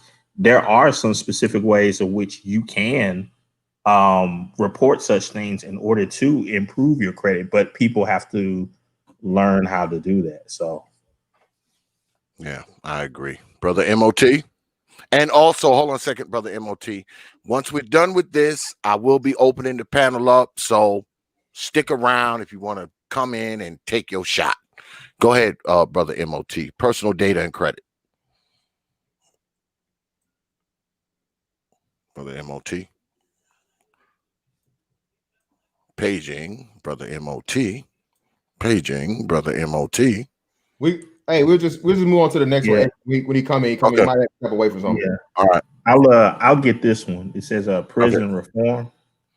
Privately run prisons will be abolished. Prison labor disallowed without consent, and nonviolent offenders incarcerated for 10 years or longer will be freed if good behavior standards met. All prisoners for marijuana possession freed. Okay. First offense for illegal drug use or possession to require government payment for entry into an approved drug rehabilitation program rather than imprisonment. Once any prisoner completes sentence, voting rights are restored. Brother, fantastic. Okay, so again, major issues and problems with this. Again, private prisons I'm with. Get rid of private prisons. I'm with that all day. Okay. I don't think you should be able to privatize prisons because we've seen, I think it was a classic case in Pittsburgh, if I'm not right, to where they had the judge that convicted over 40 young boys or black males. And it came to find out it was for personal gain to a private prison. All right. So it's plenty of things in history that we're aware of with that. So I'm with the private prisons, do away with them. Okay. Prison labor disallowed without consent. No, I'm not for that one. Prison is not supposed to be a vacation. It's not supposed to be a fucking a kickback or a party. And hell, what we see with these prisons and these cell phones, we see that that's what it is, even with the things that are here. So I'm not for that. Once you get on the federal level, we eliminate the private prisons and things and so on and so forth. That is your penalty. Okay. It's prison is supposed to be hard. Okay. If you don't want to go to prison, don't break the damn law. Very simple. Nonviolent offenders incarcerated for 10 years or longer will be freed if good behavior standards are met. I'm with that. Again, nonviolent offenders, I really don't see how or why a person should get more than 10 years for a nonviolent offense. Even drug trafficking or some shit like that, even though I know that has a further fallout and things like that. We can get to that one a little bit more, the minutia of it, but I'm with that. Okay. All prison where marijuana possession free. I'm with that one all together, because the government within the next, I'll say 5 to 10 years, or actually I'll say 5 to 8 years, will have marijuana legal on the national level, federal and national level. So I'm with that one. First offense for legal drug use, possession of required government payment for entry into approved drug rehab. Okay, I'm with that one. Okay, but after that though, after you get with it again, bro, none of that. All right, you one strike, and or better yet, I take that back. You have to increase the amount of money you have to pay per incident. I'm not for the 3 strikes things for drug, period. Okay. If you're a junkie, or excuse me, I want to say junkie. If you have dependencies or drug addiction, I totally agree that you should not have to go to prison for that. But I do agree that if you fail rehab, you relapse or whatnot, what have you, you don't get to keep paying the same, price. It goes up incrementally as many times as you do it, to a point of where you're not going to have a choice but to go to prison, because you're not going to be able to afford to get into, the rehab program. Once any prisoner completes sentence, voting rights are restored. This one, it depends. With this one, I will make a stipulation for violent offenders. Me personally, I don't agree with a person that is a murderer or an armed robber or especially a sexual assault, a person any sex crimes. Your rights should never be restored. Period. That's my opinion. I'm pretty sure I will have people that I will have to fight in order for that, but I don't think that'd be a hard sell for people to agree with. And again, you have to understand, this police reform would not be limited to black people. This cannot by law be exclusive to black people. So you not only be applying this to black people, you'll be applying it across the board. And this is why I don't like the whole prison reform thing, because they sell it to you as if, oh, black people. No, it's going to be across the board. And again, with the parameters I'm saying, that's my take and my version of it. That's how I would approach it. I'm a coon. I don't, when it comes to the whole prison thing, I'm like, but I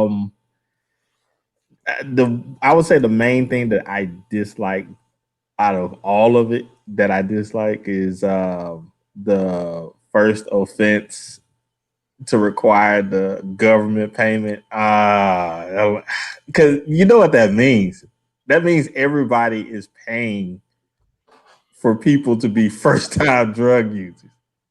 Well, no, I'm like, nah. Well, no, nah. I didn't think about that, but you know what? Nah. Even still, though, SKC again, the leg that you have to stand on with that, and it's a great point, is we've seen the different reaction of the opioid crisis. Okay, we've seen the difference, and like I said, a lot of y'all niggas like to call me coons and not knowing the history or whatnot, what have you. Whatever, stop it. But again, the crack epidemic versus the opioid crisis, right? So being that you had people now to where we're supposed to care about and be also considerate and so loving and bleeding hearts for people with addictions, opioid addictions, I can't not agree with that, man, because like it was totally different in the crack era. So again, I think the best approach to this would be, because again, this wouldn't be exclusive to black people. I need people to understand this, okay? This wouldn't be exclusive black, would be the incremental thing to where pretty much like they wouldn't be able to afford it anyway. So you wouldn't have to end up paying the extra money in SKC, because at a certain point it'd be just a point to where the person wouldn't be able to afford to do that, and they would have to go to prison regardless. All I'll say is for those who understand, somebody has to be the mud seal. Oh God. Well, let me see it, brother. And brother M.O.T, you wanna chime in on it before I say something, brother M.O.T? I think he passed out, man. I think that long day done caught up with him, bro. Yeah, possibly. We'll carry it though. We good. All right. Well, my problem with it is because I'm all for prison reform. I'm all for, brothers not getting these astronomical football numbers for petty offenses. But I think the problem with part of the prison reform is that many private industries and public industries rely on a lot of the prison labor, because prisoners don't just make license plates. They make furniture. They make uniforms. They make they package food. They farm. They do all of these kind of different things. So I think there's definitely going to be a rub up against stopping that. And like I said, X, somebody has to be the mud seal. Yeah, you're going to stop it if you reduce the prison population by a significant number. What happens? These companies who rely on prison labor, right? They are not going to be able to get their products built. I mean, prisoners build the desk that go in government offices. They build the chairs. They build the furniture. They make policemen's uniforms. They make firemen uniforms. Prisoners do all kinds of stuff. They package food.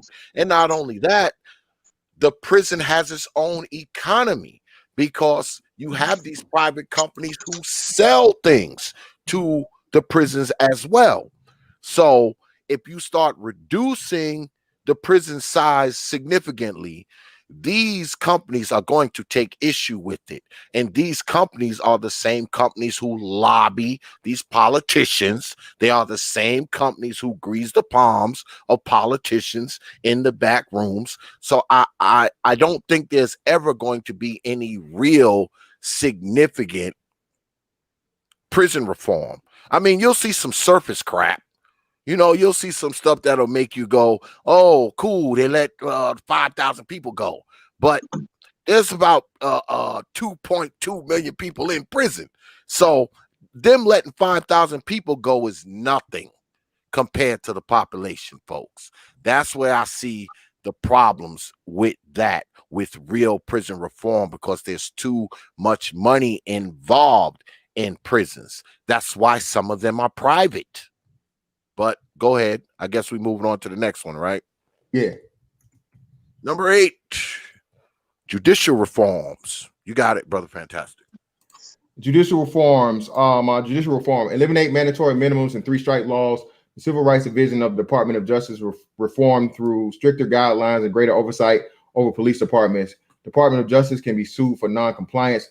Lynching to become a federal hate crime. The Ku Klux Klan declared a terrorist organization. All right. Eliminate mandatory minimums and 3-strike laws. It depends. Again, I'm not with this across the board. All right. For violent crime, there should be mandatory minimums. Okay. For certain crimes, there should be mandatory minimums. When you're talking violent crimes, you cannot fucking just do the shit across the board, bro. You just cannot. All right. I don't care what you say. There are certain things, there are certain distinctions and levels of crimes. If we're talking, I'm all for the drug crime reform or whatnot, what have you. Cool. All right. But if you're telling me a person that's out here murdering, shooting, killing, stacking up more bodies in a Chinese phone book, or a person that's out here sexually doing sex crimes, or especially, and I feel like there's not enough stress on child sex crimes here, bro. I'm not with it. I'm fighting tooth and nail until I do the actual opposite. There will always be a mandatory minimum for violent crimes, sex crimes, and especially crimes against children. All right. Children are the most unprotected people in this country. We talk all this stuff about women, when a lot of times we know, well, I won't say a lot of times, but a significant number of the times we know that there isn't the evidence or things to support it. All they have is their word, no evidence. They purposely, in some places, have eliminated the statute of limitations, where a woman can literally wait 20 years, after something happened, and you're pretty much trying to fight the allegations of nothing with no evidence, no proof, no DNA, just the word of somebody else, and you ruin a man's life, either financially or his reputation, and trying to fight an accusation with nothing behind it. Okay, so no, okay, I'm not with that. But Civil Rights Division, Department of Justice Reform, stricter guidelines and greater oversight for police departments. The police reform thing and so on and so forth, man. Look, police powers shouldn't be get diplomatic immunity or police immunity. I don't believe in that either. Okay. Any and every shooting or whatever that's done you should have a non-police investigation to do it. Not another police department, nothing like that. There should be a purposely non-police officer, okay, division set up just for this incident, as to when there's a shooting or killing by police, it is investigated by them, something that's completely and totally independent of the police department together. Not the FBI, not the CIA either. A new division of government that's strictly for police investigations, okay? Not just for murders, but any type of improprieties by law enforcement. Okay, DOJ can be sued for non-compliance. Department of Justice, again, I don't think that one's going to fly. It sounds good, but you can't sue the Department of Justice for, that's for a rogue police operation. If you got some little, bum whatever town in Alabama that's being racist or whatnot, what have you, or being discriminatory, you're not going to get the DOJ to foot the bill for that, man. It doesn't make sense, and it's just stupid. And also too, that's just going to make taxpayer. It's coming out of taxpayer dollars. You're talking about Department of Justice, so we're paying for that anyway. So I don't want to pay for that shit. All right, and lynching to become a federal hate crime when the Ku Klux Klan declare a terrorist organization. Listen, man, I don't give a damn about the Ku Klux Klan. Me personally, lynching to become a federal hate crime, cool. Lynching don't happen like that no more. But I promise you, if you do that, again, it's going to be across the board. It's not going to be something that's exclusive to black people and the whole Ku Klux thing, bro. That's just virtue signaling, bro. I can give a fuck less about the Ku Klux Klan at this point in 2020. You mean to tell me you're not worried about lynching?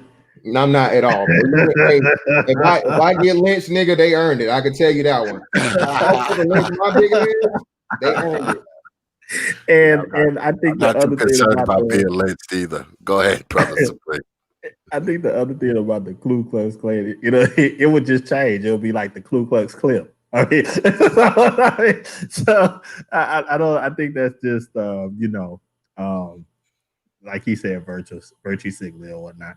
The elimination of the mandatory minimums, I think that's an impossibility, and I think it would be dumb to do, especially in lieu of what happened in California with the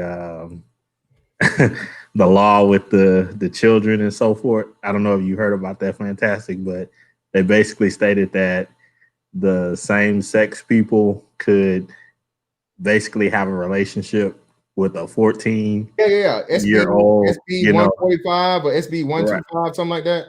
Right. So in that, it's like if you take away mandatory minimums, the judge already has the ability not to basically say that the person doesn't need to register. Yep. And then if you took away the mandatory minimums, then they would be able just to do a revolving door. You never know about exactly. Thank you, bro. Right. Get right back out. Get right back out there on the street and be more of a menace than they were before. Mm-hmm. Absolutely. So it just gives too much judicial leniency, and basically people will it'll be a turntable, It'll just be ridiculous. But I mean, that's just my opinion. And didn't they just pass a law? And maybe this was connected to it. Didn't they just pass a law in California where they said that if there's 10 years or less between you, that you don't have to register as a sex offender? In other words, if you're 24 and you're having sex with a 14-year-old, you don't have to register as a sex offender because you know there's only 10 years between you. So they give the judge the judge the discretion to be able to make that call. And it was something that was exclusive to or it's not exclusive to, but more predominant in the LGBT community, alternative lifestyle community, because it was for sodomy. With sodomy, it was a mandatory sex offender that had to be attached for any type of sex crime. So when they did that, they did it in minds of protection for, and they even put that in the law because they said it was discriminating against same-sex couples. You see what I'm saying? And then, like you said, they try to make it seem like it's a win because, oh, you're discriminating. But then, like you said, X, how is it that it's okay for a 20-something y'all grown adult, especially, like I said, you wouldn't be making this consent if men was to ever come up and say, hey, look, I want to remove the automatic sex offender thing or so on and so forth so I can deal with girls or, you know, younger than me by 10 years, bro, you'd be shouted, you'd literally be ran out of town with pitchforks and torches. But when it comes to the alternative lifestyle aspect of it, and I think people need to understand this, bro, not only was the bill submitted, it was signed off by the governor. The governor's approved. Yep. So it's on the books. It's on the books. Are we moving down to number 9? The Police Reform Act. Y'all got it? Police reforms will be implemented in an expansive act that will minimum include elimination of qualified immunity, requirement of mandatory malpractice insurance for police officers, make municipalities liable for unconstitutional acts. What the hell? Make municipalities liable for unconstitutional actions by police. Sorry about that, people. Mandatory use of dashboard and body cams, elimination of chokeholds and no-knock warrants, establish of residency requirements, de-escalation training, and requirement to update training. Severe penalties for evidence tampering, including withholding DNA, a federal database of police and disciplinary records established and made public, and once fired for cause cannot be rehired. Creation of office of independent prosecutors to solely focus on prosecuting police accused of wrongdoing. Other reforms are listed in the greater detail in the contract with Black America. All right, so let's go by this one point by point. Implemented and then expansive action. Elimination of qualified immunity. I'm with that one. Okay. A cop shouldn't be able to just say, hey, I fear for my life and shoot a motherfucker. Black, white, man, woman, dog, cat, child, caterpillar, whatever. Okay. Anytime I think police officers need to be started being held to the standard because they are militarized to a degree, being that you have a militarization or they get funds, just like the military would get, they get government funds. They should be held to a standard of escalation. Okay, escalation of force. If you were to implement an escalation of force standard, there'd be a lot less shootings, and the shootings that do happen, they, again, with the escalation of force aspect of it, bro, when you had it and you saw the hammer come down on the people that didn't follow the proper procedures, firings, jail time, fines, all those type things, it would stop immediately. So my implementation for this would be an escalation of force, something similar to, if not exact, to the military. If a person can go overseas, bro, and not shoot a motherfucker that they don't even speak the same language as in a much more hostile environment, brother, you can do the same thing as a civil servant that's supposed to be serving the people. Okay. Hey, Mr. Fantastic, real quick, because this is a pretty long one. I'm just want to hear your thought. On the elimination of qualified immunity, would you be willing to, I would say, include that if the police were going into a situation where there was active fire?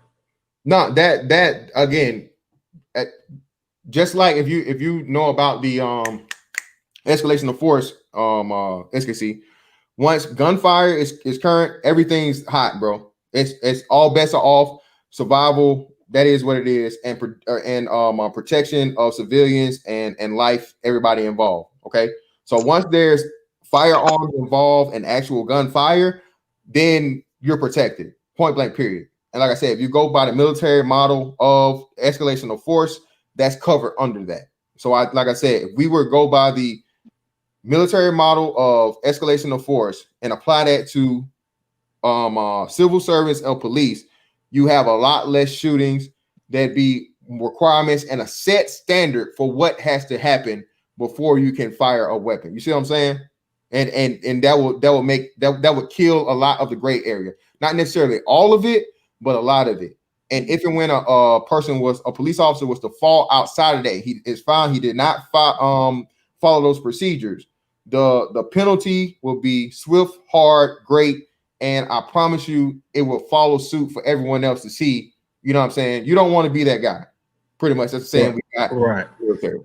Now, I know the whole thing with the military, and they used the military code of justice and so forth. But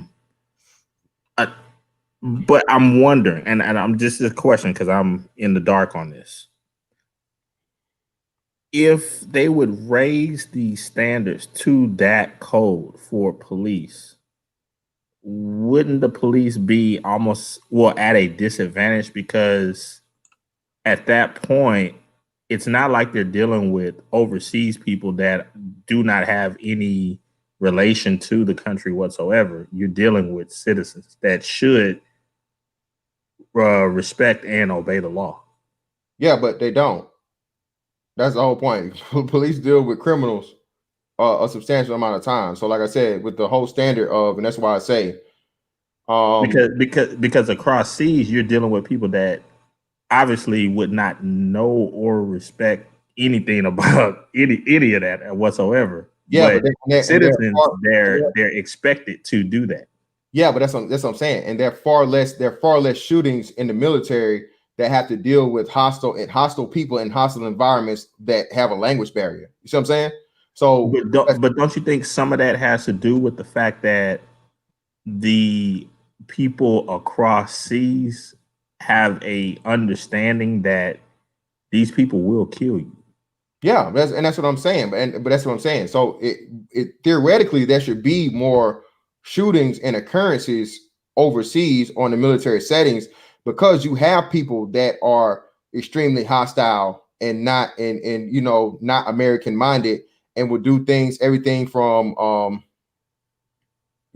explosives to suicide bombings to sniping, random shootings, a lot of different things. So again, if you have very, very low occurrences of interactions with military and foreign aggressive people, it will be even better, or it should have similar things over here for Americans as to where, like I said, pretty much like, hey man, some form of non-lethal, what's the name? And again, they pretty much have a structure of that now, but again, it isn't guaranteed set protocol. You see what I'm saying? It's like it's at the officer's discretion. You know what I'm saying? It's at the discretion of the officer.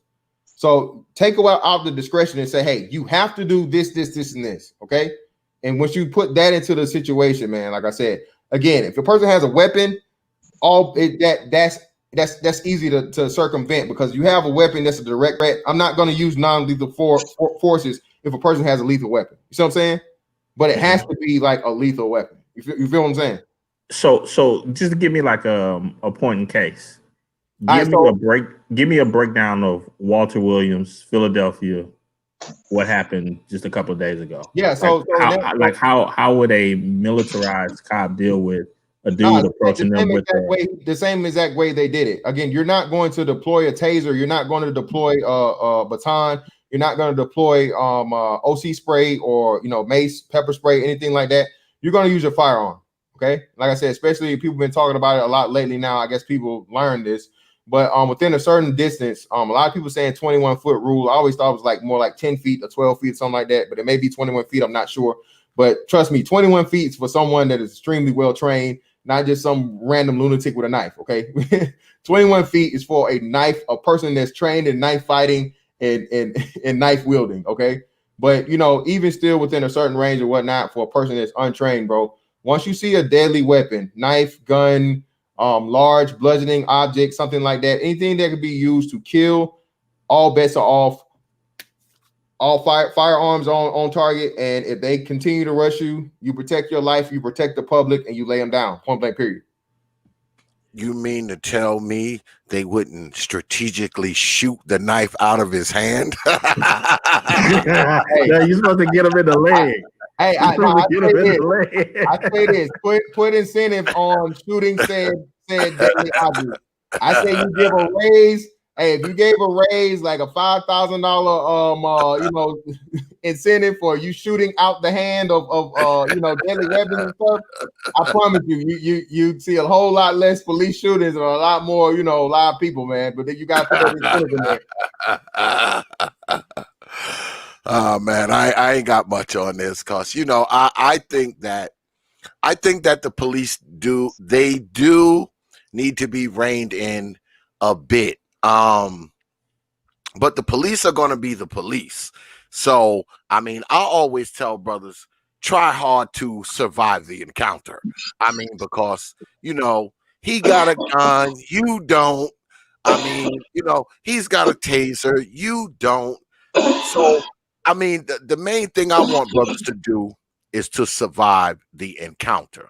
All right. I don't care what it is, whether you done just robbed a liquor store or you just get pulled over for speeding. I want you to survive that encounter. All right. Fight them in court, sue them, do whatever you got to do, try your case, do whatever you got to do. But my thing is, I want you to survive that encounter. And however you think you can survive that encounter, do it. All right? Do it. Because that's what I want. There is one thing that I think that would balance this out a bit more. Because you have these things, the dashboard cams, the body cams, and then the severe penalties, so far as like not even being rehired and so forth if something did go wrong where they were wrong. Okay, that's cool. But shouldn't there be some severe penalties on the side of the civilians if they try to, let's say, tamper with evidence or make up a bunch of stuff in social media and then it comes out in the body cam that it was exactly wrong? Well, it's completely false what they said. Well, no, you already have laws for evidence tampering with or what do they call it? Interfering with police actions laws. I don't think those need to be bolstered or changed. Those are fine just how they are.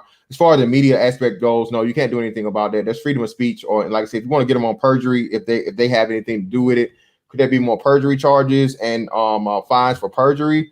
Yeah, but at the same time, like I said, I don't think you will have enough people that have the time or what you'd have a whole lot of court cases, man. We'll just say that. But other than that, everything is already covered. But we hop into, let's see what's the next one. Requirement of mandatory malpractice insurance for police officers. That one, okay, I guess. I don't know. I mean, I don't know if you can make somebody pay, for the thing. That'll be something that's not covered by the police officer individually. It would have to be something covered by the force. So again, I mean, if you're cool with raising taxpayers, because again, you know who paid the salary of police officers. So if you're cool with your tax dollars being raised, hey, I'm with it. Make municipalities liable for unconstitutional action by police.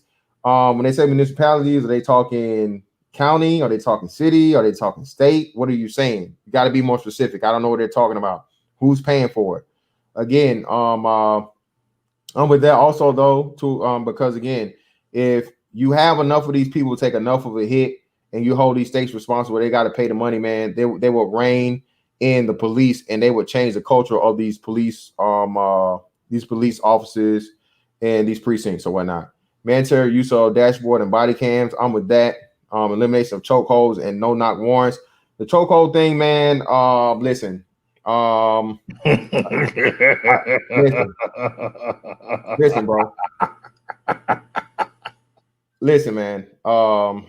you know, condolences to the brother Eric Garner or whatnot, what have you. But I promise you this, bro, you can't use the exception as a rule. I promise you there have been hundreds of thousands, if not millions, of motherfucking chokeholds applied, and I promise you, you hadn't even seen like a 10% or 1% of the deaths. Okay, I promise you. You guys that have never had any type of martial arts training, hand-to-hand combat training, or just a regular fucking street fight, bro. You choking a motherfucker out sometimes is the best thing, bro. I know it's not gonna be a popular answer, but by all means, man, listen, go wrestle with a motherfucker, any grown man for for over 30 seconds. Okay, while the average time of a street fight is less than 2 minutes. Okay, there's a reason for that. So the chokehold things, no, man, I'm not with that. But again, of course, like I said, you shouldn't kill somebody with a chokehold. I believe in using a chokehold, but if you choke somebody out to the point of where you kill them, bro, you should be held liable, and the state should be responsible for that death. But I would not say to not use chokeholds, okay? Because I know about hand-to-hand combat, and I know about, you know, just wrestling with a grown-ass man. No, not warrants. I'm not with that at all. No, not warrants serve a purpose, okay? You're not going to fucking get the criminals and say, hey, we're going to show up on Saturday at 4 p.m. Are you going to be there? Make sure you don't throw away the drugs, okay? Okay. No, that's not how it works, man. Don't break the fucking law. Fuck criminals, okay? Fuck criminals. I don't want to make it easier for criminals. You have the choice to not break the law. The majority of citizens don't break the law. I'm not for making it easier for criminals. Fuck that. No. You get it how you live. That's how the street niggas say it, right? If you played by the fucking game, you play the rules of the game. You know what come with it. So no, not warrants are still on deck on the fucking table, okay?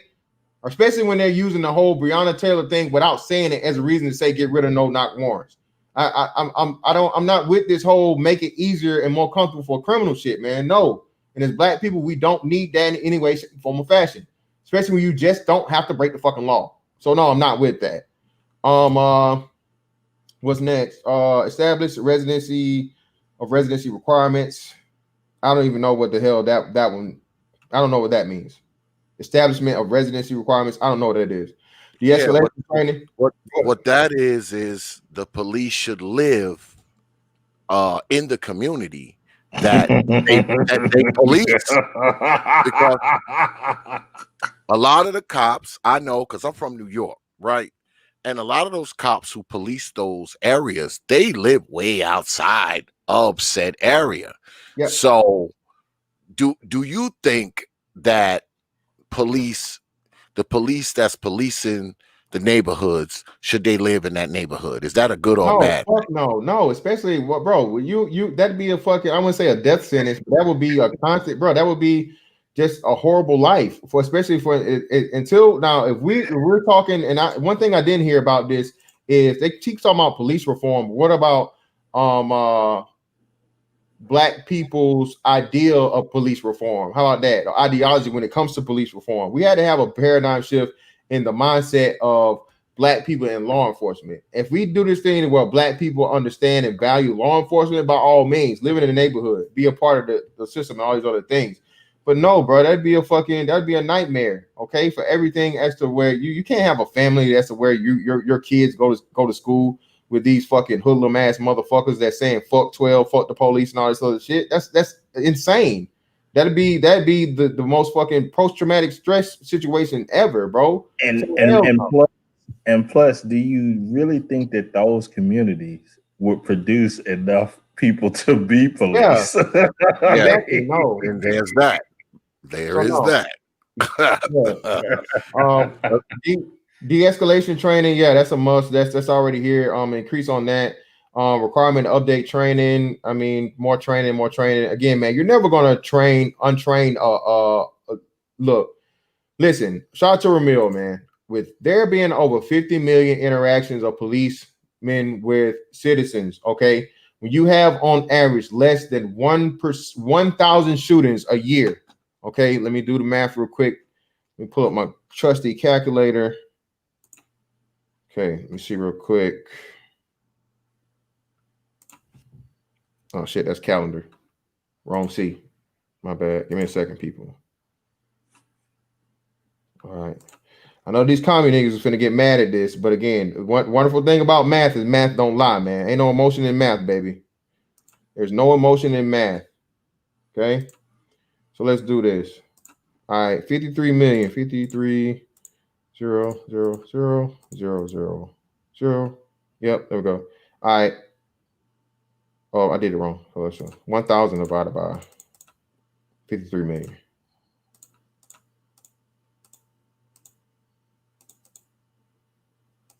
There we go. All right. Equals. So it says 1.8 e to the negative 5. So there'd be 5 zeros in front of 1.8 people. So first zero is a tenth, second is 100th, third is 1,000, fourth is 1,000,000th, fifth would be a billionth. Bro, that's a billionth of a fucking percentage. Are you kidding me, people? A billionth. Well, fantastic. According to the in the chat, it says it's obvious that me and you, we have too little life experience and we watch too much TV. So between us as being married men with children of I don't know how long, and your career, my business. We have no life experience. Yeah, in the military, world traveled, working on one of the most deadliest jobs and one of the most deadly fucking what's the name in the thing. So what are we saying? What you about to retire like 3 years? Yeah, but I have no life experience. Okay, man. I swear, man. Shout out to the commune niggas. Yeah, man, stop it. Stop. Severe penalties for evidence tampering, including withholding DNA. Yeah, I'm with that, man. Cops should not be. You get found interfering with an investigation. That's not just cops. That should be prosecutors too.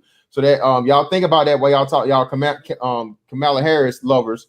By all means, federal database of police and disciplinary records established and made public, and once fired for cause cannot be rehired. That one I would have to see, depending if it's something where you're doing some shady shit, yeah. But if you get fired for like showing up late or some other shit like that, hey man, you might change your life around. But any type of improprieties, law-wise, the way you're interfering with law, or you violate somebody's rights, yeah, I'm with that. You get one time to fuck up like that one, brother, and you don't get to come back. Creation of office and independent prosecutors. That's something that's similar that I said. I don't think it should just be prosecutors.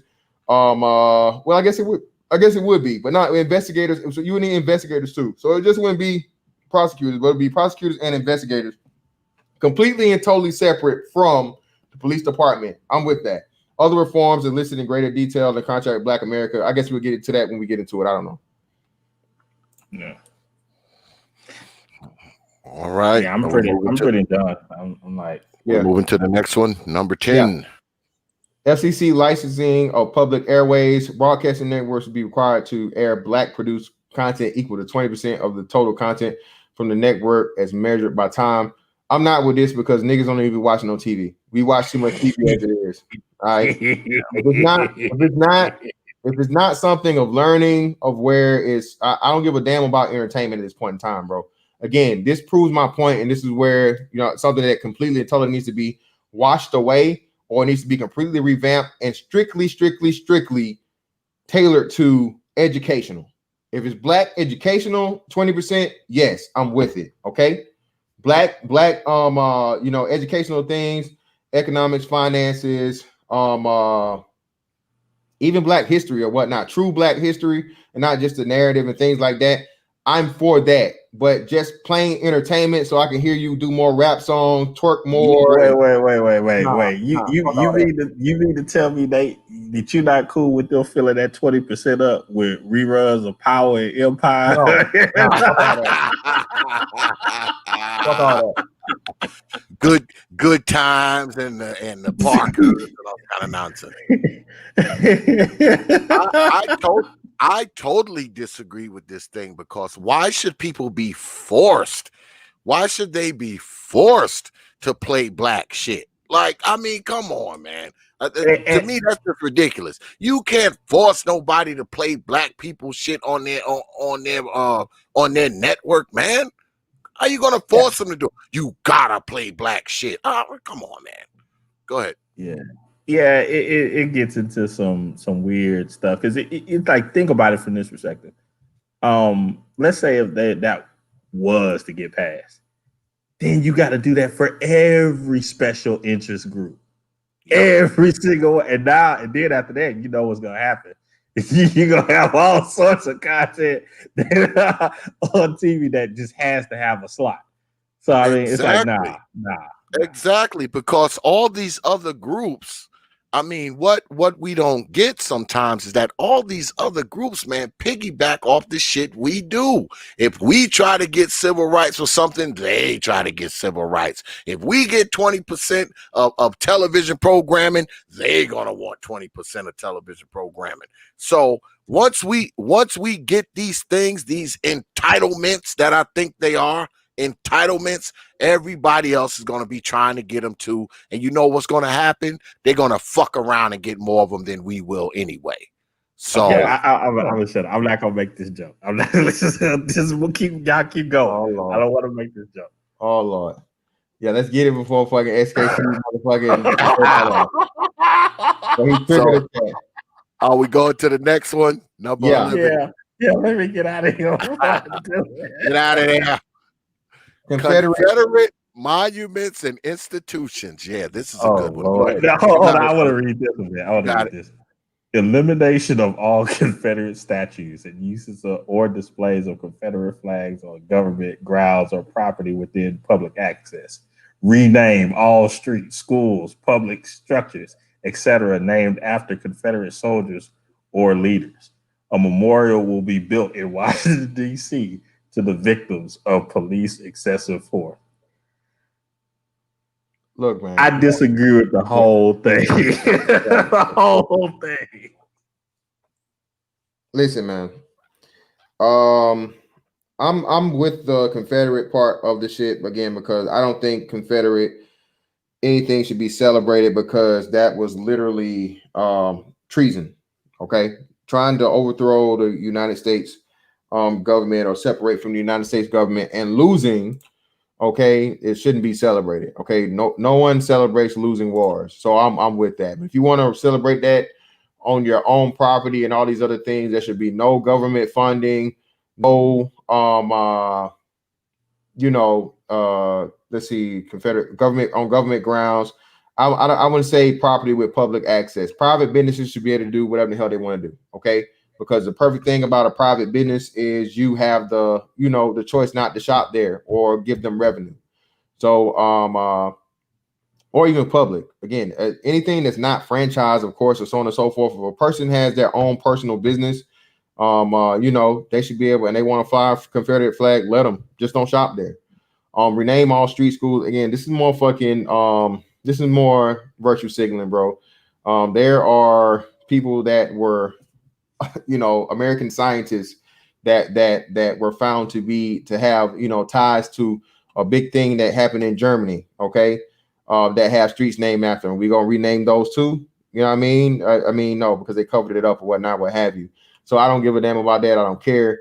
A memorial will be built in Washington, D.C. Again, that's bullshit. Get the fuck out of here. Again, you guys are trying. That won't be a exclusively black thing. You guys are. This is fluff. This is something that's not needed. So this one all together, I would not fight for this. If they did it, it'd be a major thing as far as, hey, the Confederate shit I could stick with on the government level, but everything else is just fluff, and I don't care. It does nothing. It has no net gain other than fucking emotionality for black people. So it's pointless. Yeah. I mean, I'm against the whole thing. I think that the statues things is ridiculous. I'll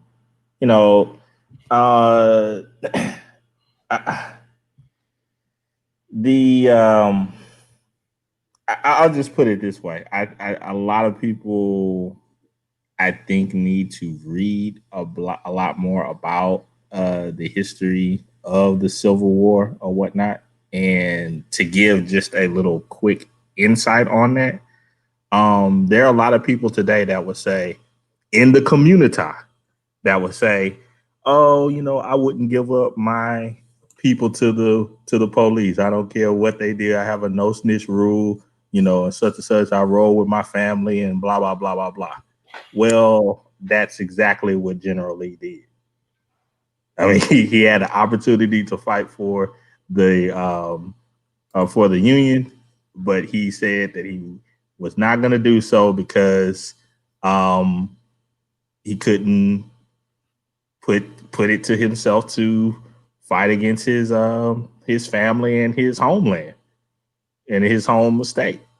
So if black people today hold that same view of, oh, I wouldn't do this, I'm not going to snitch, I'm not going to sell out my people to, such and such and such and such, how are you going to hold somebody else for doing the same thing?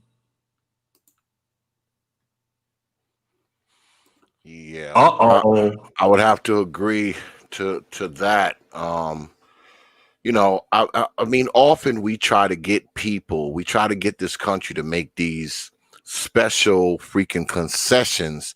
When people do the same shit that we do, it's just that we have a problem with them doing it. Now, like Brother Fantastic said, I mean, if it's a public building, that's something else. Taxpayers' money goes towards it. Black folks pay the taxes. So maybe we shouldn't have a Confederate shit on the courthouse or, the state house or whatever. Because guess what? Black people are paying towards that shit. But a private entity and a private business, I don't think that we should be able to say, well, you can't have this on your shit. All right. That's just like going to someone's house and saying, I don't like the statues that you got on the front step. I don't like this. I don't like what you got in your front yard. This is my property. I can have whatever the hell I want on it, But if it's taxpayer supported, I think all taxpayers should have a say in it. Now, I'm more concerned with what goes on inside the courthouse rather than not, because I don't think taking General Lee's statue from in front of the courthouse is going to do anything for the brothers who go in that courthouse. I'm more concerned with what's going on inside of said courthouse, but I don't have a problem with people saying, hey, look, maybe the statue of General Lee and these other Confederate folks shouldn't be here because they do pay taxes and their taxes go towards the running of said business, said courthouse, said building, whatever. But if it's private property, I don't think people should be told what to do with their private shit, because I know ain't nobody telling me what to do on my goddamn property. So if it's publicly funded, people should have a say. If it's private, no. Yeah, I think we're in agreement on that one. All right, we moving on. Yep. The AJP program for education and jobs, another good one. You got it. Adoption of AJP. You guys know what that stands for? What AJP stands for? I don't know what it stands for. Well, anyway, I have no idea. Yeah, a public-private program that provides access to jobs, education, and/or training for people willing to put in the work and commitment. Yeah, man. I don't think this should just be. I think this should be a requirement for a lot of things that were listed earlier. We was talking about benchmarks and milestones. This would be a perfect example of that. Again, you don't work, you don't eat, you don't grind, you don't shine. You don't get the baby bonds thing. I'm all for. I'm with it. But again, if you don't if you don't participate in this for whatever the requirement times are and make the certain milestones and benchmarks you're supposed to make, you forfeit that money and it goes to somebody that's willing to do it. You see what I'm saying? You incentivize productivity and competition. Okay. I think the biggest problem and issue with the Black community is when it comes to working for what you get, it's not encouraged enough. So if and when everybody got the $1,000 or whatever in the hell for their thing, right? But you just thought you was gonna sit back on your ass and collect the check at 18, and it's like, no, Taquan or Rashonda, you didn't do any work. You dropped out of high school. You been to jail and did all these other things. You had disincentives for bad behavior, criminal activity, and things like this. You forfeit your money. It goes to a bigger pot and it's dispersed to the people that were able to complete the benchmarks and milestones. Again, I think this would be huge, and this is the most important part of all of the tenets. I think this would be the basis that's set for the people to earn the right to get the things like the baby bonds and so on and so forth.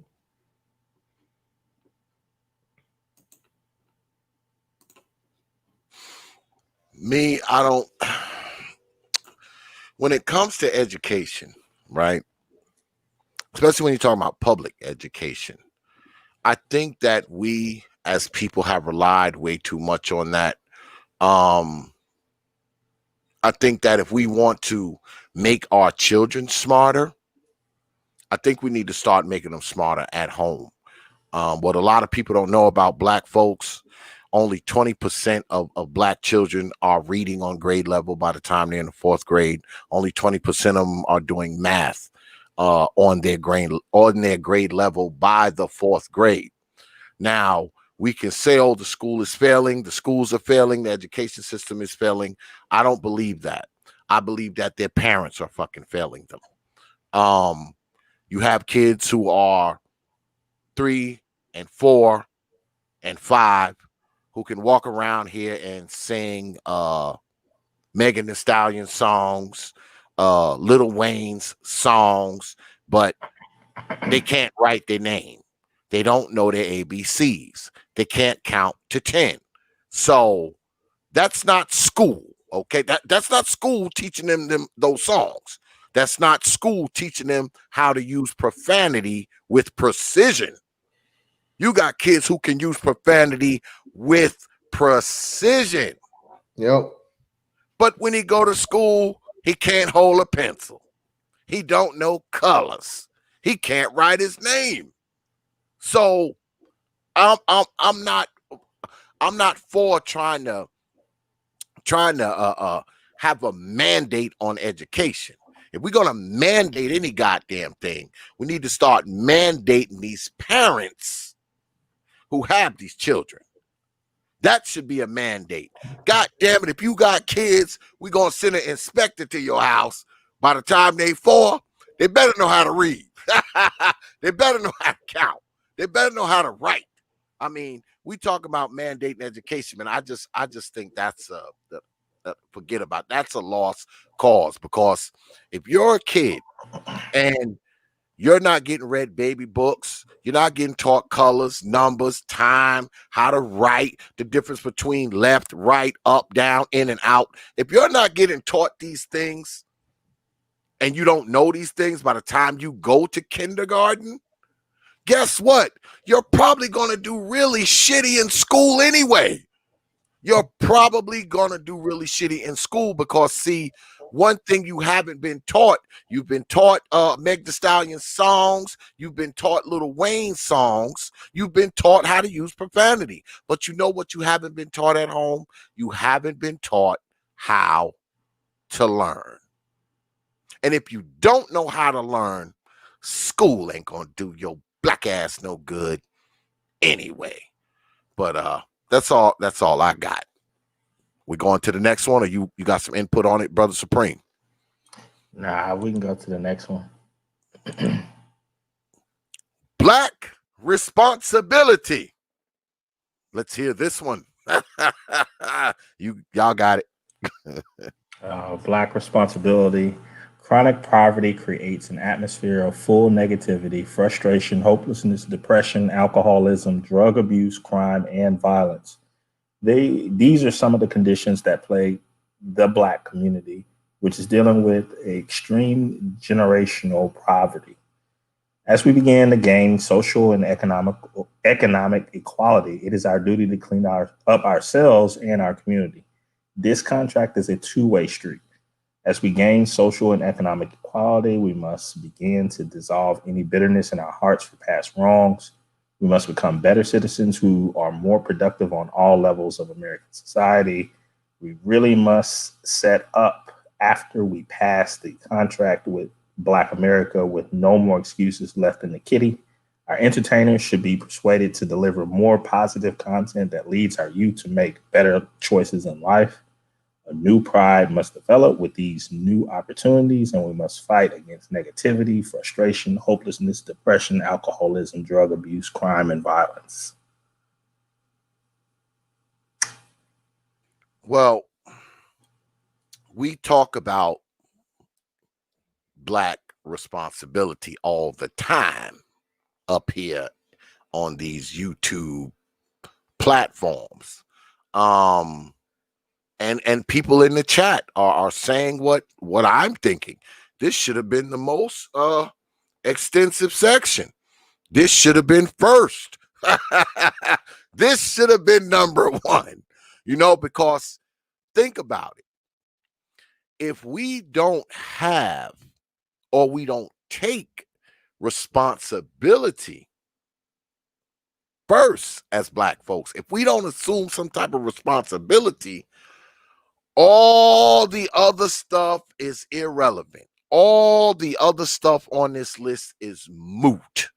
It's just moot, man, because responsibility has to be first. You have to be responsible if you're talking about building a family. You have to be responsible when you talk about your children, their development, their grooming, their education. You have to be responsible with your money. You have to be responsible with how you live your life to keep from ending up dead, in jail, shot. So, when you're talking about responsibility, this is probably the most important thing on this damn list.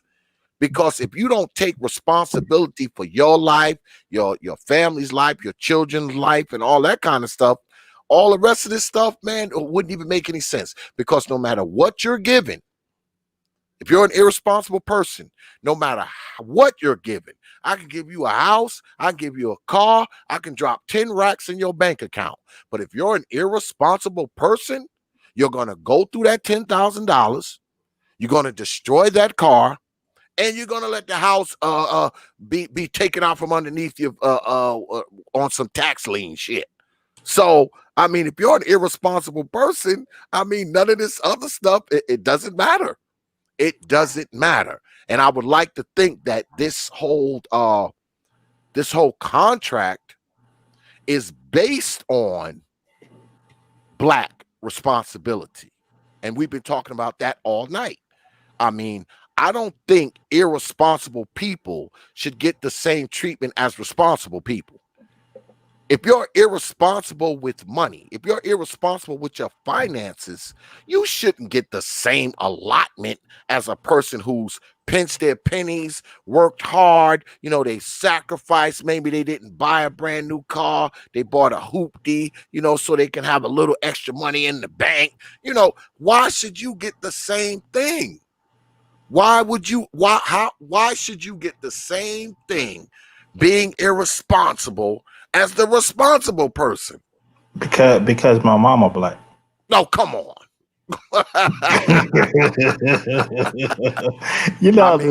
The sad thing to me about this is that a lot of the stuff that is talked about in this, especially when it talks about the pride section of it, the slaves that came off the plantation had this as soon as they were free.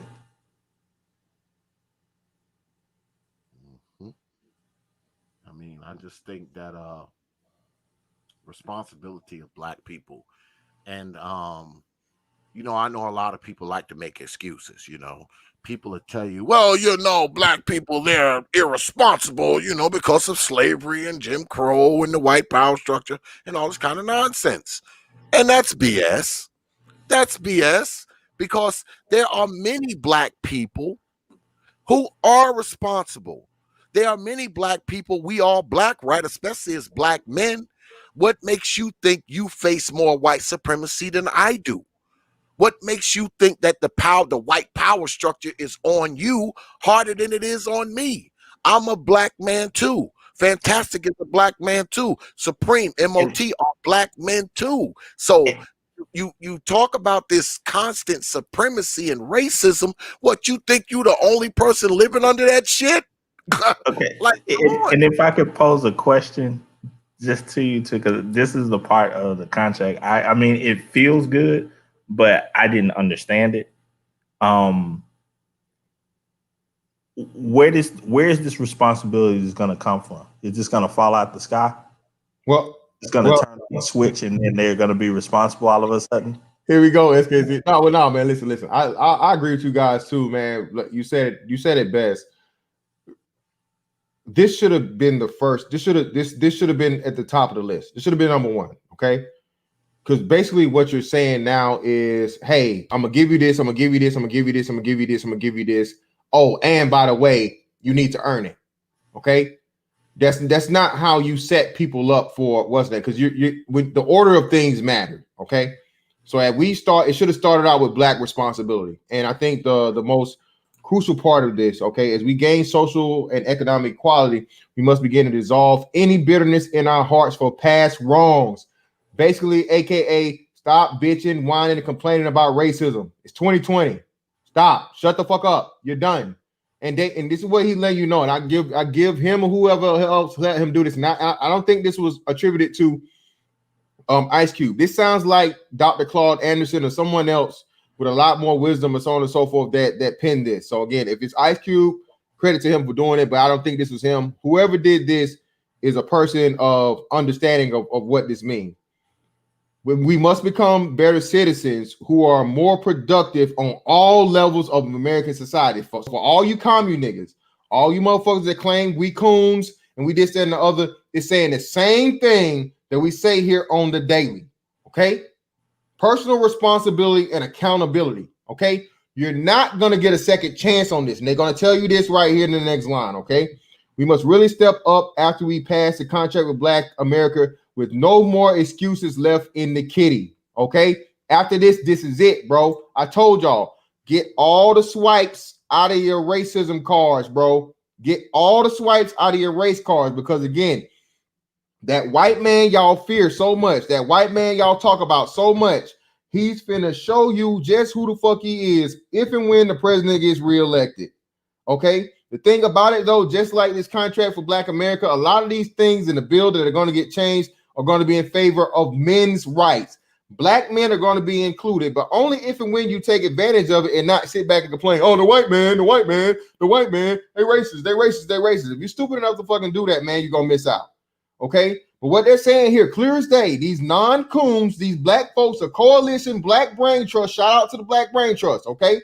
Put together and told you niggas, look, we must really step up after we pass the contract with Black America with no more excuses, okay? Our entertainers should be persuaded to deliver more positive content that leads our youth to make better choices in life. We constantly say that. A new pride must develop with these new opportunities, and we will fight against negativity, frustration, hope. All that other shit is just whatever. Fuck it. That's emotionality. You can't do nothing about that. You can't make nobody feel a certain way. You gotta do that for your goddamn self. But listen, at the end of the day, man, X, you said it exactly right. You should have led. You always lead with expectations. You don't leave expectations to the end. You lead with that. And then you take the rewards, then you say and express the rewards that will be given if and when, only if and when you meet the standard. Period. Every great leader understands that. Okay? Every great leader understands that. Okay? You give the person the requirements and standards, and then you give them the with-ems, the what's in it for me. Okay? That's how it rolls. If you do it in the inverse, it gives off the sentiments of, okay, well, I can just sit back and cruise and wait, and I may, if I want to, meet the standard, but they didn't say that first, so that means I must be able to get it without meeting the standard. No, you have to remove all doubt from niggas. You gotta remove all doubts, requirements, and up front, man. Point blank, period. I agree. I mean, it goes back to what we've been saying all night. I mean, shit. I mean, let's face it, man. In most things in life, there is a requirement. There is a requirement you have to meet to buy a house. There is a requirement you have to meet to get a certain job. There is a requirement you have to meet to buy a certain car. There is a requirement for many, many things. I mean, down here, just to freaking get my lights turned on in my house when I first moved down here, you know what they did? Ran a credit check. They ran a credit check for my gas and lights. I had never seen that before till I got down here. I was like, wow, You know, luckily my shit wasn't all fucked up because I'd have to pay a big old stupid deposit. But they run a credit check on you to get your lights and gas turned on. Because if your credit ain't up to snuff, they want a deposit, $200, $300. But if your credit's up to snuff, you don't pay any deposit. They just flip your shit on. So everything is starting to have a requirement. You're going to have to meet a certain requirement to get certain things, even simple things like getting the lights turned on in your house. So if we think we're going to just live this life and we don't have to meet any requirements and turn around and say, gimme, gimme, gimme, because I'm black, that is a failed strategy. Gimme, gimme, gimme, just because I'm black. I ain't trying to meet no requirements. I ain't trying to show you shit. I ain't trying to show you I'm responsible. I ain't trying to show you nothing. Just give me the shit. I'm black. I deserve it. Give it here and give me the same amount as the guy who has a decent credit score, who's worked a job for 20 years, who's responsible with his money. Give me the same amount of shit you give him. Give me the same thing, even though I've not even done a percentage of what he's done, but I deserve the same amount of shit he does, even though he meets the requirements and I do not. That's insane. That's insane is what that is. But yeah, anybody want to come up here? Yeah, X, please open the floodgates, X. Anybody want to come up here, you know, to square off or whatever? Man. Yes. We have went through the tenants. So I have a question. I have a question real quick, Fantastic, because you have connections to the, you know, the tube and all this other stuff. Have there been a lot of I'll just say others who have done what happened here tonight? Actually go through these things? And no, of course not. No. But it comes from an OG of the rap game. I would think that an OG of the rap game. I would think that would be like a number one priority, right? Yeah. Well, you know, people are gonna say, "Oh man, you know, they covered it wrong." You know how that shit is. No, but I'm just thinking that it would be covered like almost 24/7 since it came out, right? Well, no, this is the thing. This is my thing. SKC, man. People want to and it's cool. Listen, I mean, because you know, it's a lot of things that get covered in this space. So I don't want to take away from the brothers and the content that they do. But you know, for us to make a big deal about politics like we do, I'm with you, SKC. It definitely should have been covered a lot more. But I think a lot of people, you know, when you get politics is one of those subjects, man. Politics, religion, sexuality, you know, some of the forbidden fruits, stuff you can't talk about at work. It's the same thing on this platform. So like I said, you know, that can get extremely, extremely heated and personal if you're not careful. So to a degree, I can understand it. But hey, man, like I said, X about to throw this link down here, man. Like I said, I already had my square off with the commie niggas. I already got a W under my belt. You know what I'm saying? So I want to come up. Hey, do I need to become a de facto timekeeper? I won't be no timekeeper. Won't be no time. This is just off with their head real quick, fast, in a hurry. Like I said, man, everything we covered here today, for the most part, bro, is in my opinion, I'm not saying I'm 1,000% right, but it's any reasonable person would understand and agree with things I'm saying. And ultimately, like I said, I've been vindicated and backed up by everything I said because I'm going off the principles of the last part of the tenets. Okay, the black responsibility, that is the basis for all of my arguments on this platform. Period. As a black man, period. We need to take more responsibility. It's a man's job to be accountable and responsible. Period. And until we as men set that standard as the norm for black people, you'll never, ever be successful, man. You're not. Because all you're going to do is put your shortcomings and whatever else off on somebody else. Did slavery happen? Yes. Was slavery wrong? Yes. Were black people disenfranchised? Yes. Were black people held back from certain things? Yes.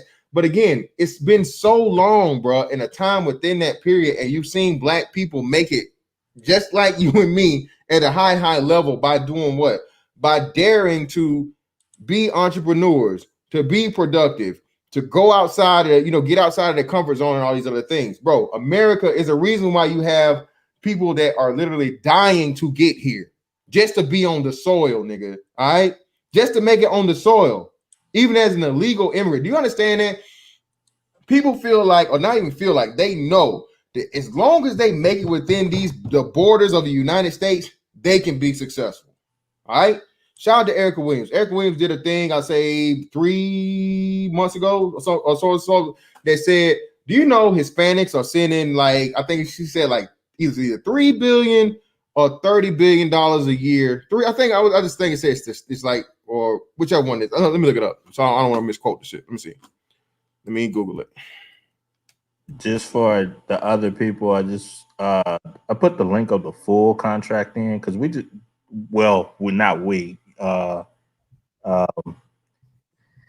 Fantastic and M.O.T was just covering the 13 I would say points of it, but there's a fuller contract that goes into more details. It's like 22 pages long, but if anybody wants to take the time out to read it, I encourage them to do so. Yeah, go there and check it out, man. Read it for yourself and decide for yourself, man.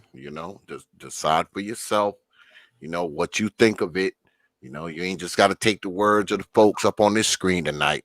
Go ahead and read it and, come to your own conclusions. Come to your own conclusions, man. That's all I can say.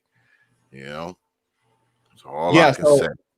Yeah, so that would have been $30 billion in hold. This is from 2018. So I'll put this link in the chat for you guys here for you guys to look at this. So mind you, now it said Mexicans sit home $30 billion or 26.1 billion from January to November 2017, according to figures released Tuesday in Central Bank of Mexico. That's the most ever recorded and better than 24.1 billion sent in 2016. So you guys all know what the American currency exchange rate for is at least 1 to 20. So multiply 26 billion by 20. Okay, that's just the money they're sending back, people, not the money the money included that they make.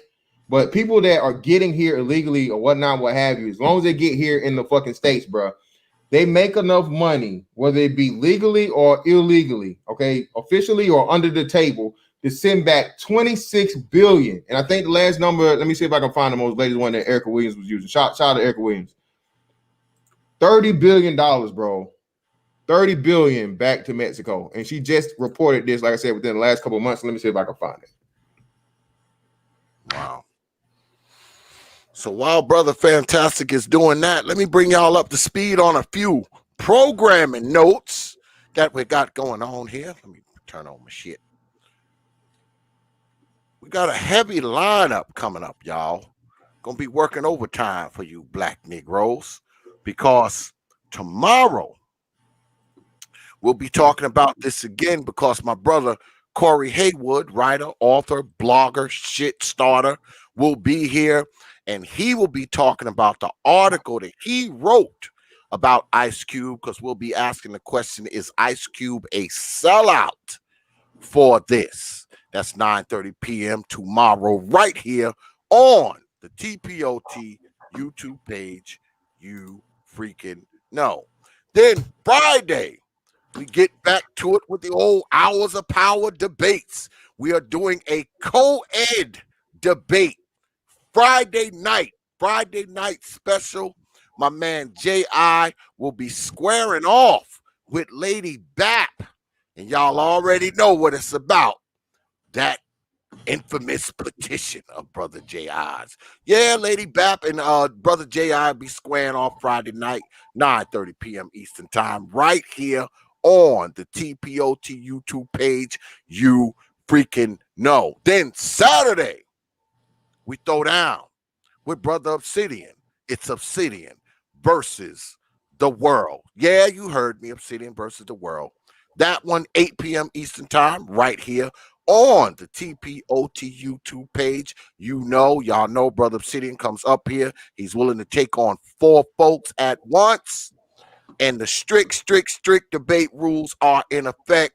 So don't even come up if you ain't willing to abide by the rules. And once again, that's 8 p.m. Eastern Time right here on the T.P.O.T YouTube page. Then Election night, Tuesday, November 3rd, we will be covering the 2020 election, starring Joe Biden and Donald Trump.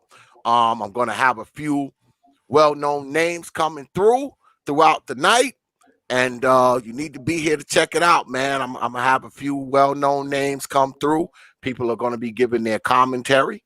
Also, they're going to be from different points of view. We're going to have our liberals, we're going to have our conservatives, we're going to have our independents, and we're going to be covering the election, y'all. November 3rd, man. Come through. All right. Are the coons gonna be there? Yeah, the coons can come too. Everybody's invited. November 3rd. I'm gonna have some of my good brothers on the panel, and they're gonna be giving commentary, and we'll be updating everybody on the election results as they come in, and we will be sticking with it all night until it's over. So make sure you come your black behinds here, November 3rd, 9 p.m. Eastern time, right here on the T.P.O.T. YouTube page. You freaking know. All right. So, what you got for us, brother? Fantastic. Not much, man. Like, nobody wants to take the challenge, bro. Nobody want to come up here. None of you commie niggas left. I mean, outside of that, man. They like talking in the chat. Yeah, everybody like the motherfucking get their shit from the stands, huh, X? Yeah. Man. Listen, like I said, man, ultimately, all jokes aside, the reason why I hope you guys have a better understanding why I say I stand with Cube. I'm not following behind him aimlessly, and just, blind, loyalty or anything like that. No, like he said, I plan to hold a man to his word. I've seen what Ice Cube's been able to do as the person he is in the industry or whatnot, what have you. Mind you, I know none of these celebrities can be fully trusted or whatnot. Like I said, shout out to Roscoe. I see the symbology on just with the advertisement, the fist and the star up in the upper left hand corner, bro. I'm not feeling that at all. And a lot of this stuff has socialistic undertones at the very least, if not straight up socialist views. Okay. So I'm not with that whatsoever. I'm not for a man not having to work for his keep. Okay. Because men like me, I don't get to do that. And again, the last thing black people need to do is reward the people with without drive, or the people that want to sit back and just collect a free check. No, I'm not for that at all. The whole thing about this contract with Black America, as he said himself, is the catapulting of the Black community into the economic and financial aspect of America, which is very, very important, especially with it being now what's going on right now. Okay, over the next 4 years, this may be the last. This may be the last run of American dominance economically and financially, people. Maybe. Okay. We've had one, and we're going to have a second $2 billion, stimulus fund put up. Trillion dollar. Is it trillion? Yeah, trillion, right? It's trillion, $2 trillion stimulus fund put up within a year period, people. $4 trillion added to an already bad debt system that was just compounded and made even worse by the whole, pandemic aspect, right? COVID-19. So this is going to be a make or break year for 4 years for American society. Okay. The only way I see us getting through it and surviving it is if and when, again, the president is reelected and he does the same miraculous things he did in his first 3 years of his term, and he's able to turn this thing around by doing the best deals financially. All of the racism things and all of these again feel good emotional aspects of the politics, man, I could care less. Okay. I've been called a nigger. I've been profiled, not necessarily by police, but by people in stores and shit like that, and so on and so forth. And you know what I'm today? I'm alive and well and doing damn good for myself in life. And I don't lose no sleep at night over some stupid ass motherfucker that would never ever say that shit and stand in my face. All right. Everybody that ever said nigga to me said it, you know, with their back going the other way. We'll just leave it that way. Okay. But ultimately, like I said, man, I think we need to stop focusing on that aspect of it. Not saying we're post-racial. I would never ever say that. But to the point of where should be majorly concerned with racism in 2020 versus the financial and economic opportunities, that's asinine, bro. And it's childish and it's irresponsible, especially as men. All right. Everybody else wants to do that. Oh, racism. Oh, they this. Oh, that. Stop it, man. Stop. Okay. Racism, like crime, like anything else that's bad in the world, is never going to end. Anybody that tells you otherwise is either delusional or just, you know, again, I don't even know what other word to use at this point. Okay. You're delusional and you're childish. Okay. I'll just say that you're extremely immature and you're childish. Racism is never going anywhere, just like murder is never going anywhere, just like crime, just like drug use, drug addiction, anything. Racism is just a part of one of the many bad things that in existence. It's never going to go anywhere. So, like I said, we get to that point and things of the contract with Black America. That to me is just a whole bunch of fluff. Okay, it's just shit to make people feel good and sound good, but it's never going to do anything because it's not enforceable. It's impossible to fucking implement. It just is. You can't change some way somebody feels. Okay, you can't do it. You literally cannot change the mind of someone that already has preconception of someone just due to their skin color. You're never going to change their mind, and you actually shouldn't want to. What you should though want is for that person to be is blatantly honest and outlandish with it, so you can see it clear as day, so you don't have to worry about them acting like they like you but fucking you off on the back end through the covert way. And I think we need to Black people need to start promoting free speech. Let all the niggas fly, let all the coons fly, the jigaboos, the whatever else we can motherfucking say. Let it fly, man, because again, we're losing. All right. The most people whose speech is being rectified here, or excuse me, is being restricted, contained here are us. And we can see that in this space. We can't say anything about certain groups. You can't say anything about certain nationalities. You can't say things about certain sexual preferences. There's a lot of things we can't talk about, but yet still everybody can say nigga. Okay. White boys can say nigga. Mexican niggas can say nigga. Chinese niggas can say nigga. Everybody can say nigga. There's no motherfucking that is a universal word to where if you go to see something, you flag somebody video for saying nigga, YouTube will literally laugh at you and be like, nigga, stop playing. All right. YouTube will respond to you, nigga, stop playing for a non-nigga saying nigga. So again, nigga, please. I wish you would. So one of the things that I think is missing though out of this is the Black version of the ACLU or the Southern SPLC, right? SPLC, Southern Poverty Leadership Conference or something like that. I think it's SPLC, right? The thing that exists for people from Israel should exist for Black people, especially in this country. There's no way that a person from Israel should have more authority and should not be able to be spoken about more so than a person that was born here, is of here, and is a fucking, got people talk about the slavery aspect of it. But again, like I say, somebody says nigga, no one cares. Nothing happened. No jobs are lost. No careers are changed. None of that shit. They can get it to the motherfucking president of the United States.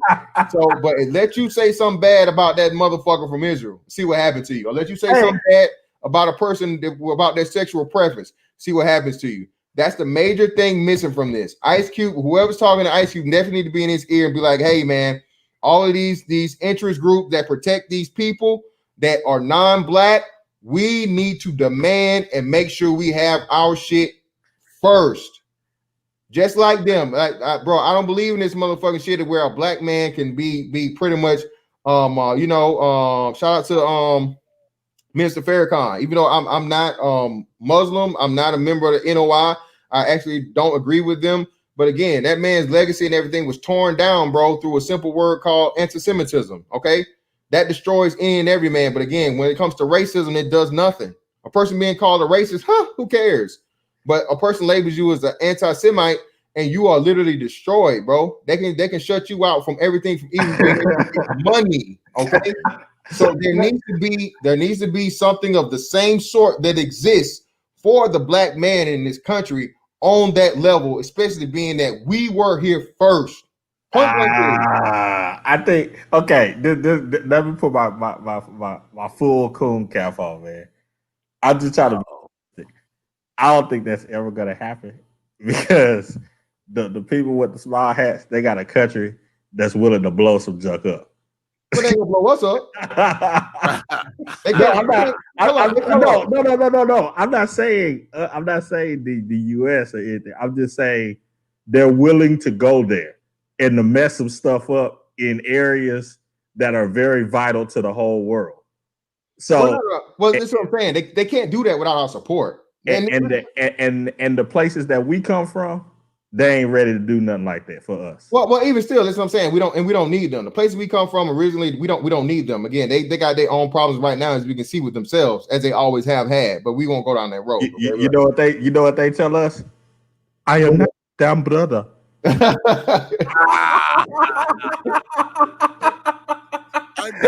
Akata.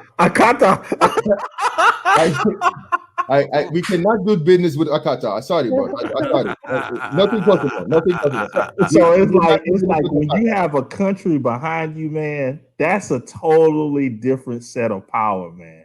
Yeah, but I'm telling you, but SAC again, and this is what I'm saying. If you're gonna call this a contract with Black America, now you have America behind you, strongest motherfucking military in existence, bro, and you have home field, home court advantage that you fucking belong here.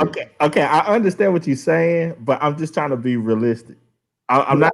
And I agree with this. What I'm saying, and I know this would be far fetched, but I'm saying you gotta ask for it. You gotta ask for that. Nobody's thinking about that. That's what I'm saying. I'm not comfortable. I'm not cool. And I'm not comfortable with that. I don't like that whole aspect of it as to where that privilege is given to non-American people, like you said, based off of a foreign nation.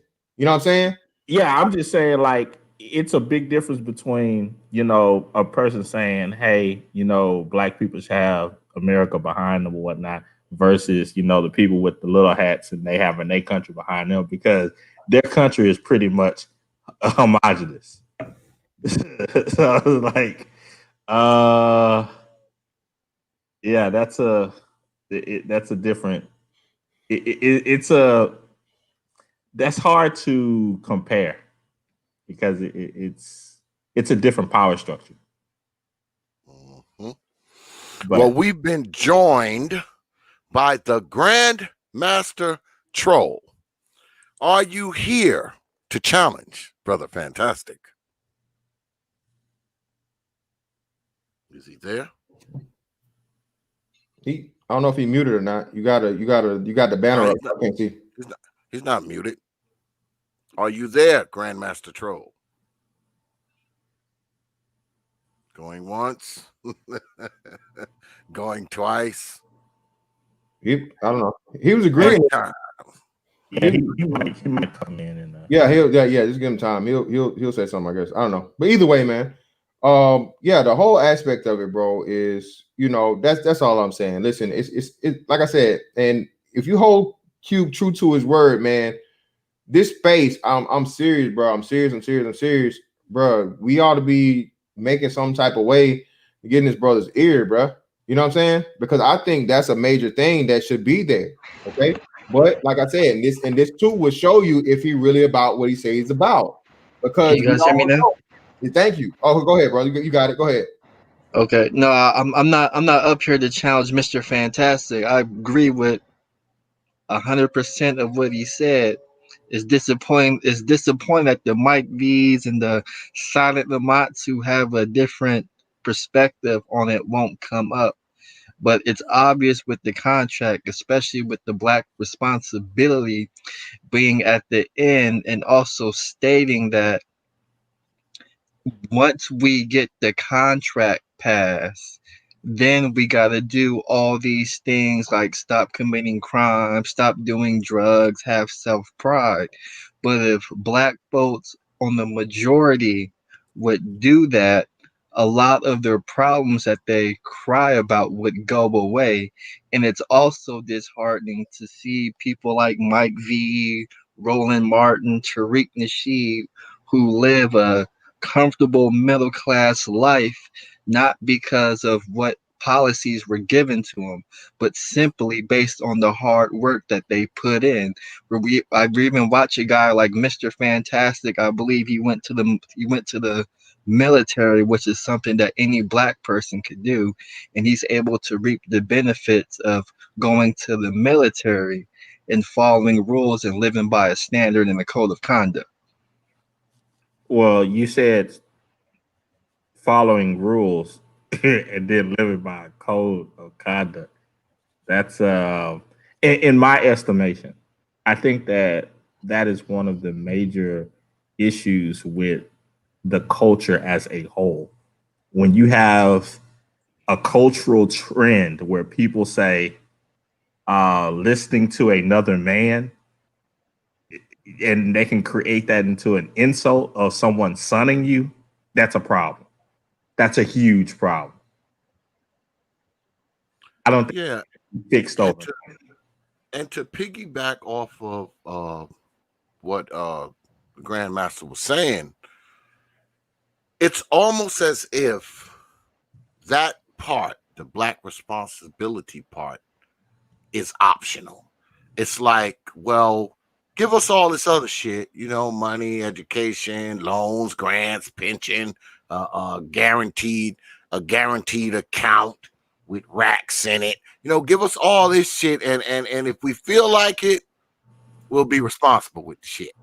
I mean, it's almost as if the responsibility part is optional. Like, we're gonna give you all this shit, and hopefully we're gonna cross our fingers, and hopefully you're responsible after you get it. I mean, that's the part that kind of gets me, because like I said, that black responsibility part should have been first.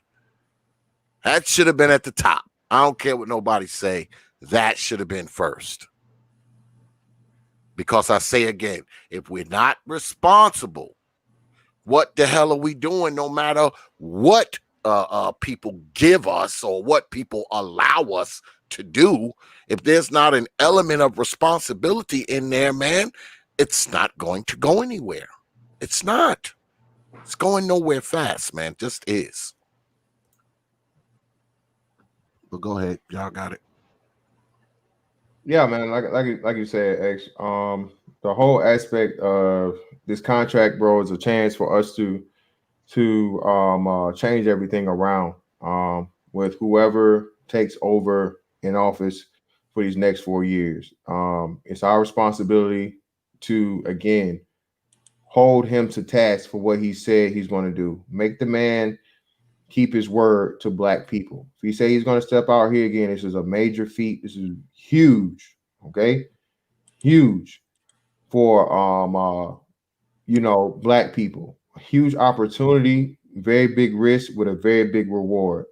But like you said, man, the most important part is we got to stop with the handout aspect, and we got to stop with the promotion of the lesser than being at the front of the line. Okay, I want the people that have the best chance and give us the most bang for our buck, so to speak, on this at the front lines, getting first dibs, making the big calls. Okay, that's who I want. I don't want the majority of it going to poor people first, or pretty much just squandering, wasting money and throwing it right back to the government that we say we're trying to get from up under. Okay, when you do that, man, and again, I'm not saying leave them completely and totally out in the cold, but you have to have milestones and benchmarks for people that have never ever had anything, bro. You can't don't give a man a fish, bro. Again, these proverbs, a lot of these things seem very simple, but at the same time, they're extremely complex and important if you understand the full grasp of what it's trying to convey to you and the principle it's trying to teach you. Well, AJ.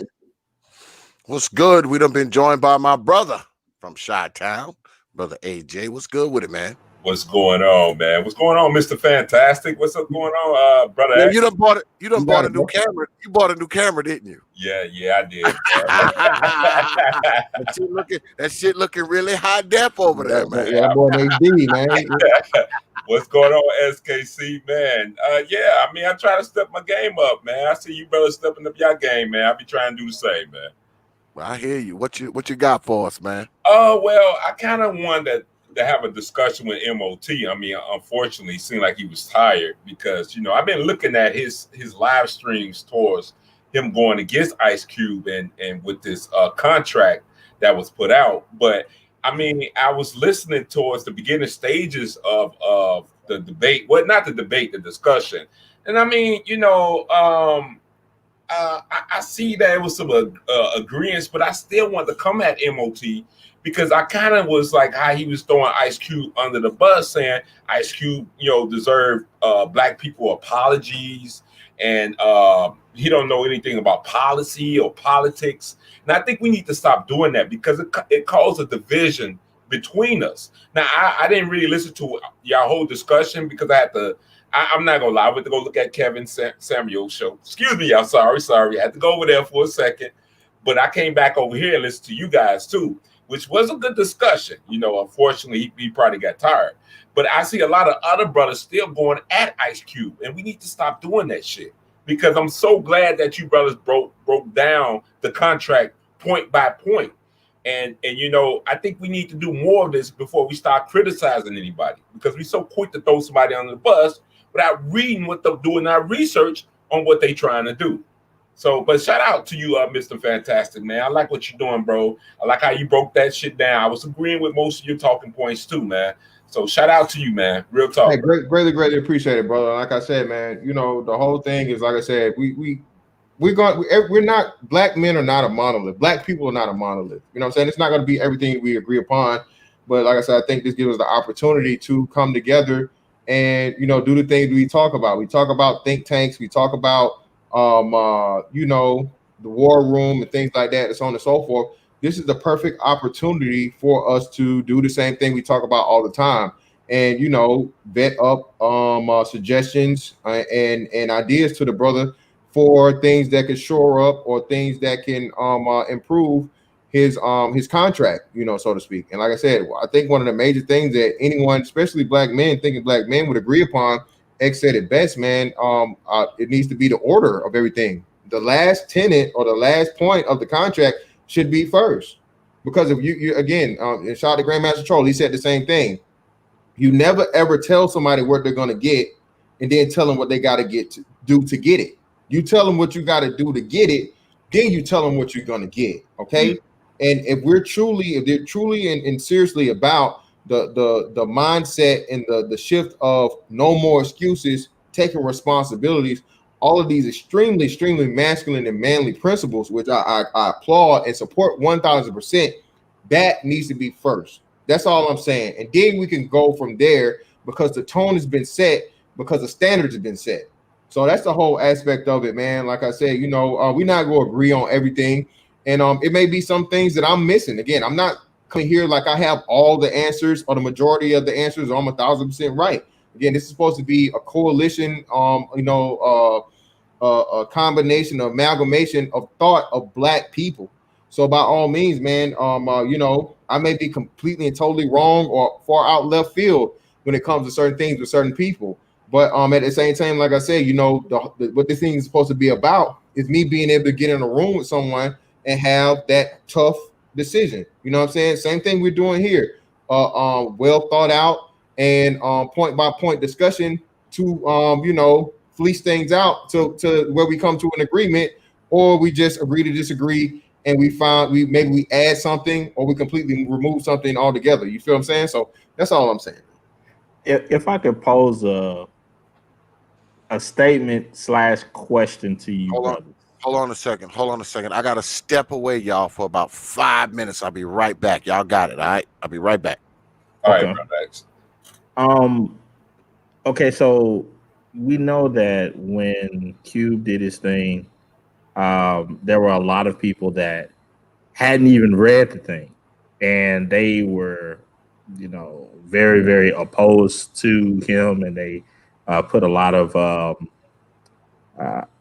they insinuated a lot of his motives and so forth, and added to what he was doing and what he was not doing, and all that type of stuff. To you all, does that kind of prove the point that there's some people within Black America that just need to be just X'd off? Oh, you can't take them with you. They're not going to agree with you no matter what. Almost definitely. It's a lot of people that need to be hit with the Judge Mathis. Ma'am, be quiet. Be quiet, ma'am. Sir, be quiet. Be quiet, sir. Listen, yes, man. Listen, everybody can't come, bro. Unfortunately, and again, anybody with the mindset of that'll be one of the first things I think we have to have a good cussing out and shouting match about. Like, look, bro, I'm not trying to do anything special for criminals for the most part, bro. Some of the stuff needs to be reformed and so on and so forth, but making it easier for criminality, man, and making it softer on criminals, no, that's the worst thing you can do. Okay, that is the absolute worst thing you can do, and not just for Black people, that's for criminals in general, all across the board. All right, point blank, period. I'm not for that. I'm also not for the socialist ideology of giving people just something off the strength of being Black. No, you have to earn it. All right, you got to earn it. You got to work for it, bro. Again, you do not work for something and you're giving it to it for free. You're gonna squander it away. There's been studies to support that. People giving things they don't have to work for, bro. They treat it like shit. They don't value it. They don't understand it because they didn't have to have blood, sweat, tears, time, sacrifice, all these things devoted to getting it, to acquiring it. Okay, i.e. lottery winners. Yeah. So yeah, you know, so exactly. So we don't want that, man. I mean, well, to my knowledge and to all the data and everything that's out there to support it, that's something you do not want. We don't want. You say you want to get away from the government controlling you or the government restricting you by entering and being catapulted into financial and economic system at an equal level. If you're going to do that, you got to do it all the way, not halfway. Okay, you got to. So what did you two think about the queens talking with Ice Cube? I already, you know, oh my God, that was like a fucking tragedy. Like, that was so embarrassing. Seriously, man, that was embarrassing, man. You know, but at the same time, it was, you know, hopefully it awoke in a lot of other brothers, because I went to the comment section. I seen a lot of brothers kind of was like, wow. So, you know, usually the brothers that usually would cape for these type of broads, but, you know, let me say this, you know, before Mr. Fantastic, you know, gotta say what he gotta say. I'm just gonna say it here. Honestly, I feel like if I'm gonna just go say this, Trump, I really feel like Trump going to win. And you know why I'm gonna say how he's going to win? He's gonna have over 30% of the Black men vote. Just because what the queens did, the cocktail queens, the display that they show with Ice Cube, and what other people are seeing right now with these other Black women and the shit that they're doing. So none of y'all are saying that Kanye is gonna pull it off? Oh, well, you know, hey, I don't. He probably went Illinois though, SKC. You know,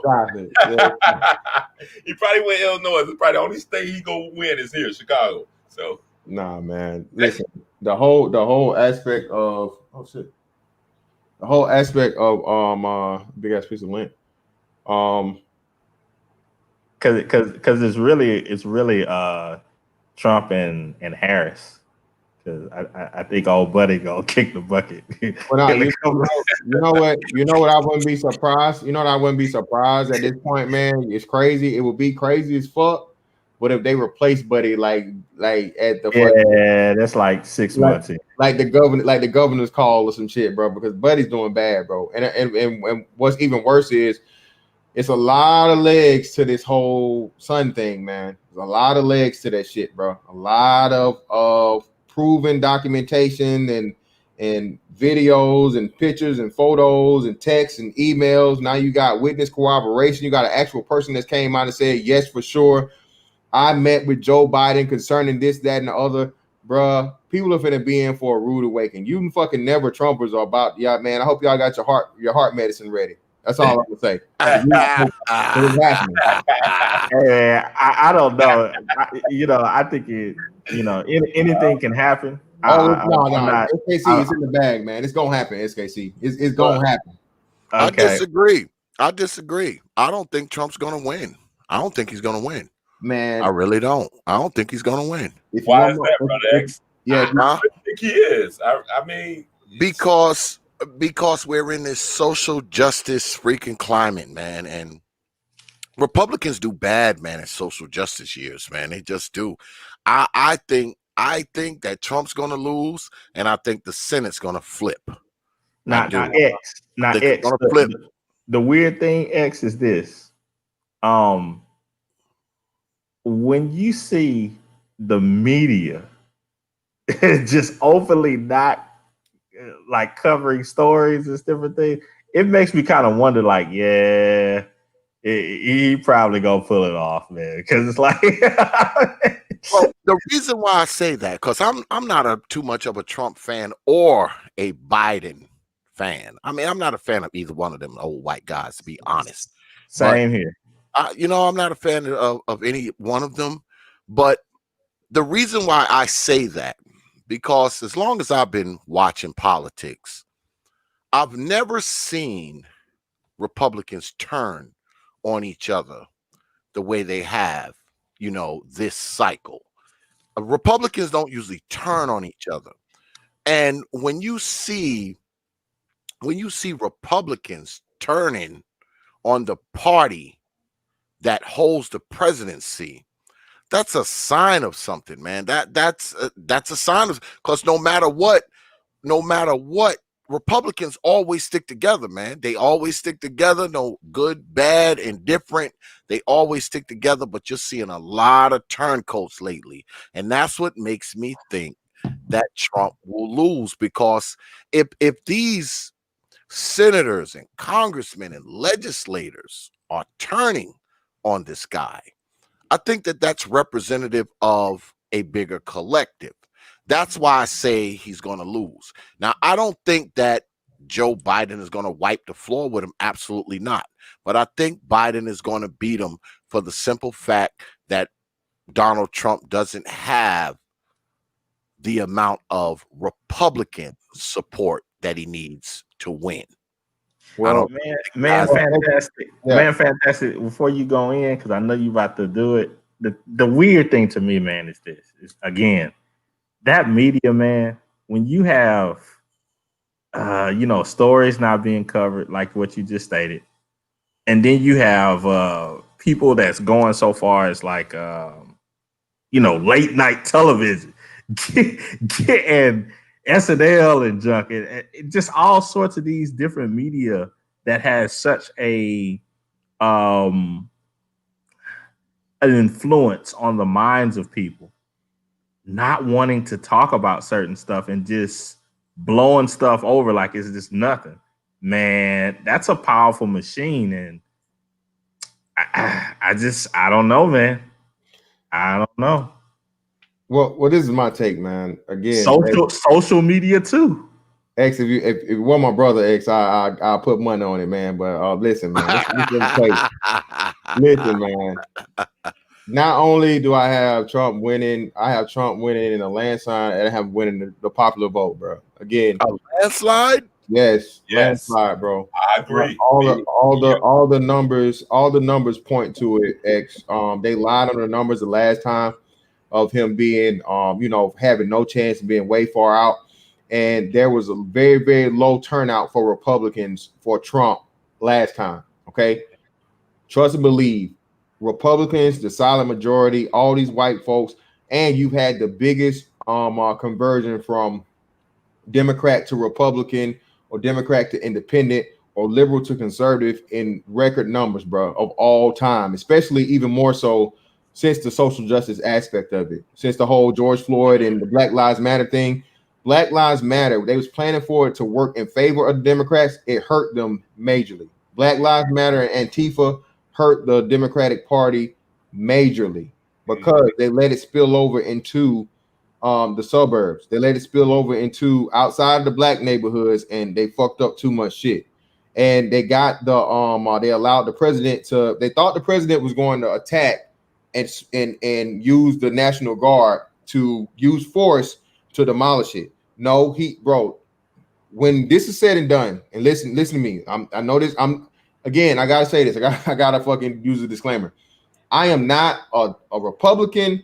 I am not a Trump supporter. I'm not even a conservative. Okay, but just me looking at, paying attention to the politics and everything that's going on here, and understanding and seeing the strategy of the president and his team.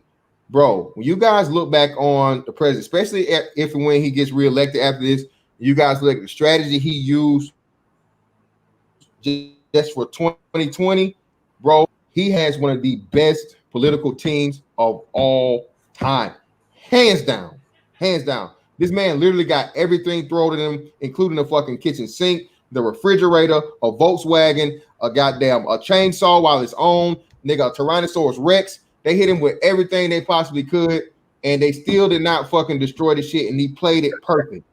What's the name was supposed to be the icing on the cake, all the civil unrest and all the riots and shit that they call protests was supposed to be the icing on the cake to make it seem like he had no control over any and everything. But what he did was he flipped it over and he put it on the Democratic and the blue states of the people who refused help. He didn't demand it. He didn't automatically send them and force and send the National Guard in. He let people refuse to help, and he let them destroy the fucking city, and then he held them accountable. All right. So I'm telling you, man, and then too, you got to look at what's going on. Man, this slow, bro, if he's able to get a peace treaty between Israel and the majority of the Middle East, I'm telling you, bro, you have to carve another head in the fucking Mount Rushmore, whether you like it or not. It's crazy. And I'm not, again, I'm not a Trump supporter. I'm not conservative. I'm not Republican. But I'm just looking at the actual shit I see going on between like looking at it from afar and looking at it analytically. This is going to be some shit of fucking epic proportions, because and that doesn't even count just how weak of a candidate that Biden and Harris are. They're horrible candidates. Nobody's voting for them. The reason why you had such a big flip also in the black vote is because of those two candidates, especially the black male vote. They're going to blame. And black men, we got to be prepared. Black men, we're going to be blamed for this. This is why I'm glad y'all listen. Make sure y'all share this part of the video if you don't share shit else. When the president gets reelected, black men, heterosexual black men, we are going to be blamed. All of y'all niggas going to be coons. I totally agree with you on that. Fantastic. To be honest with you, I already have an article ready for that, because I already know that all of those different outlets are gonna go ham on black men. But the one thing that I think. Hold on, SKC. Hey, well, brother, this is what I need you to do before you release that. I need you to set up this one-on-one and talk about it, because I think we're the first people to say it, that the black man we know, even though it was gonna get what's his name. So we need to do a show, bro. Set it up for me. You know what I mean? Yeah. Well, actually, it's kind of like a half and half. It's a half of I knew this was coming type of article and a preemptive attack of okay, so since you already knew you were going to say this, let's say this about you. Let's call you out for what you all are on that side. So it'll be an interesting conversation. I'll share the article with you before I release it. Okay, bet. Yeah. And we will be covering the election night. Come through if you feel like it. If you're not doing something yourselves, come on through, because we're going to throw down 9 o'clock. I got some of the heavy hitters coming through. I'm pretty sure brothers will be checking in all night. We'll be updating the election results as they come in. So don't be watching NBC and ABC and CBS and all that shit. Watch T.P.O.T. election night, because we're going to be going in, man, and we're going to have the brothers giving commentary. We're going to have Republicans, Democrats, conservatives, liberals, independents, everybody going to be coming through. So make sure you have your black behinds here, 9 p.m. Eastern time on election night. It goes down. Well, let me say this. I mean, when that do happen, because I want to make sure y'all see me too. When it does happen, that next day, when Trump do win and when they start blaming black men, guess what? That's when the BMI takes effect.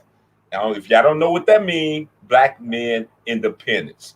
That's mark that shit down.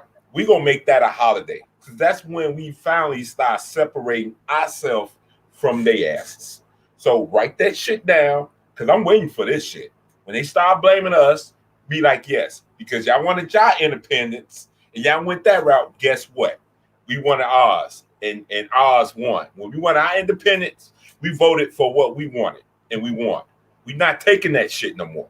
So make sure y'all write that shit down. So that was another brother that said what you said, AJ. He was talking to this lady. She was like, well, what do y'all want? He said, ABY. She said, what's that? Anything but you. Wow. So who gets the blame and or the credit if Joe wins? Who gets the blame and or credit for it? Black women, of course, but I don't think we're gonna have to worry about that. But we're not going to blame them. I mean, I wouldn't be surprised. That's just like with Hillary. I expect them to come out and man. I would just say, for anything, you got to be prepared for any and everything. Because if that does happen, I mean, you already got your chick talking about expand the court. You know, old buddy gonna be phased out quick. They gonna say his mental is gone. Phased out. listen, real shit. I mean, if that happens, bro, I mean, I hope y'all like working for China. I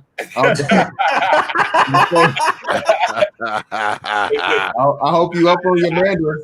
I hope you up on your Mandarin. If I can get on that hair trade, fuck it, I'm down. Shit, I'm telling you, man. Yeah, well, that is one thing I can see. I mean, if Joe Biden wins, I give him about a year before they hit him with the 25th Amendment. Man, six months. Harris president. I would say 3 to 6 months, man. But that's what I'm saying. Too many people see that, man. Everybody sees that. This dude is, he's questionable at best when it comes to his mental health. I mean, the man, he's late 70s, or he's not 80, is he? He's not 80 something. He's like 70. Damn, yeah. Bro, the dude said Kamala and her wife. What?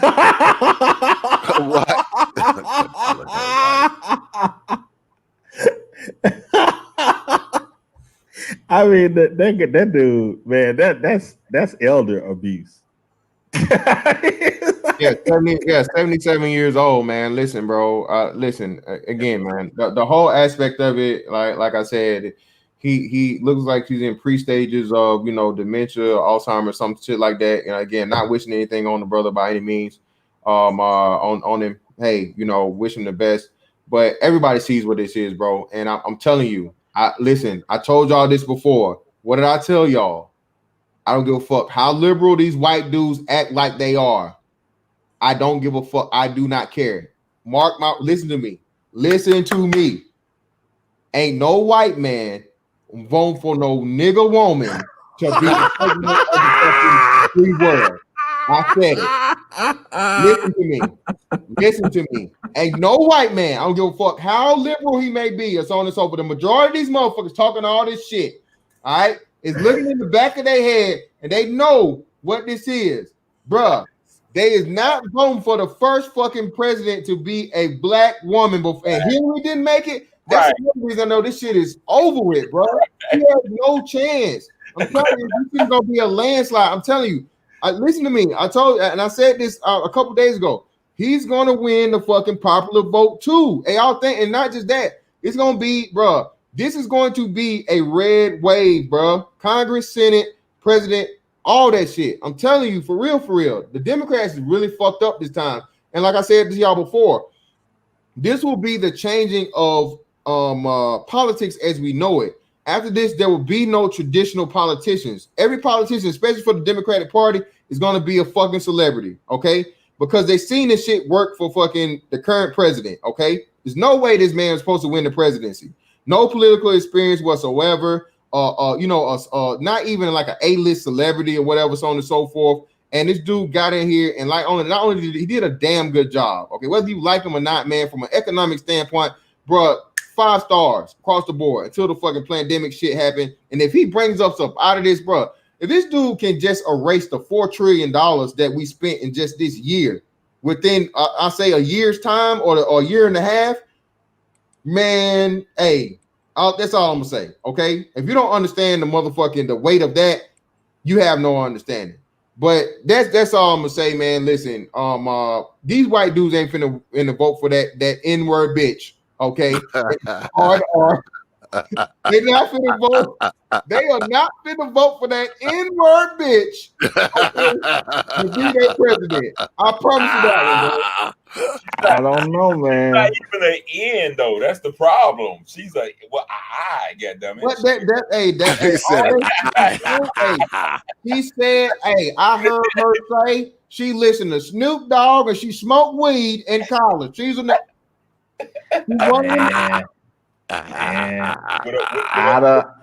a white husband. Anyway, I don't know, man. I don't know, man. Well, there's some crazy people in this world, man. Come through election night, we're gonna be throwing down, man. I'm like going 5 out of the last 6 days. I'm streaming, and I'm ending it with that Tuesday night. Come through 9 p.m. Eastern time. Like I said, we'll be updating the races. We'll be keeping track of all the races. Feel free to come through, share your screen, and show what's going on in your particular state. If you have a governor or a mayor or a senator or a congressman running in your state, feel free to share the results of your states as well, because we're going to keep up with it all night. We're gonna stream until it's over, y'all. We're gonna stream until it's over. So come through Tuesday night, man. Come through Tuesday night. I have my champagne, man. I'm gonna have my champagne. Come through Tuesday. It's going down right here. My last thought, X, is like if the opposite happens, I say between 2 to 6 months, they either gonna have that dude resign or they gonna throw him in jail. One of the two, man. One of the two. I think they're gonna slap him with the 25th Amendment if he wins. I think this is all a plan, to be honest. I think it's all a plan to get Harris in the big chair. I mean, I've been saying that from the beginning. It's a plan to get her in the big chair. And that's what the hell is gonna happen if Joe wins. She's gonna be again, man. And like I said, that's what lets me know for sure it's not happening, bro. I don't give a fuck how much white people and how white liberals say they want this shit and they ready for that, and so on and so forth, bro. They see what the hell Biden is, and they see who will be his replacement. That's not finna happen, bro. Not gonna happen. If it does, Lord help us. Hey, I got my passport ready and a dead body that look just like me. I'm gonna say that. The dead body. Got that shit in the freezer. Hey, it's been fun, man. I'm gonna have to figure it out, man. You know, I'm an ex-Pookie, man. I can't get my passport, man. So I'm gonna have to do some Mexican shit, man. Hop on a boat. Dental insurance and all, man. You have to smuggle me, man. I get smuggled to Brazil, man. I got you, bro. Keep those bodies in the freezer. hey, I'm ex-baby, man. I will figure that shit out, man. All right, y'all, man. I appreciate this shit. Yeah, man. I'm greatly appreciate it, man. I'm absolutely out of here too, man. I appreciate it, brother. Fantastic, man. Always, man. My brother, man. Good shit tonight, man. And if you ain't doing nothing election night, man, come on through, brother. All right, man. Appreciate you. We'll holler at you, X. Appreciate you, bro. I'm out. Peace. Yeah, we're gonna go ahead and wrap it up, man. Good conversation tonight. Brother M.O.T. Oh, good look on that Cash App. Abe is great. One. Appreciate that, man. He says no president wins without Florida or Ohio, and Trump is looking very good in those states. Yeah, I mean, I would be on board with Brother Fantastic if I didn't see so much, if I didn't see so many turncoats in the Republican Party.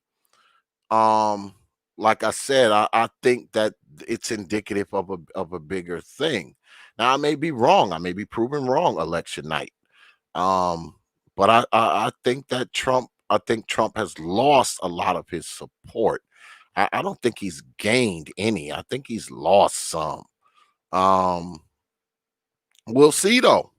Election night, come on through. We're gonna be doing it. I'm gonna have a lot of the brothers up in here, and we're gonna be talking about it, man. You know, we're gonna go ahead and we're gonna stream up until it's over. And like I said, we'll be updating, the results. And I want people from other places. I want people from other places to come through because I want to know what's going on in your state. I want to know what's going on in your different states with your with your mayors and your governors and your congressmen and your senators and whoever.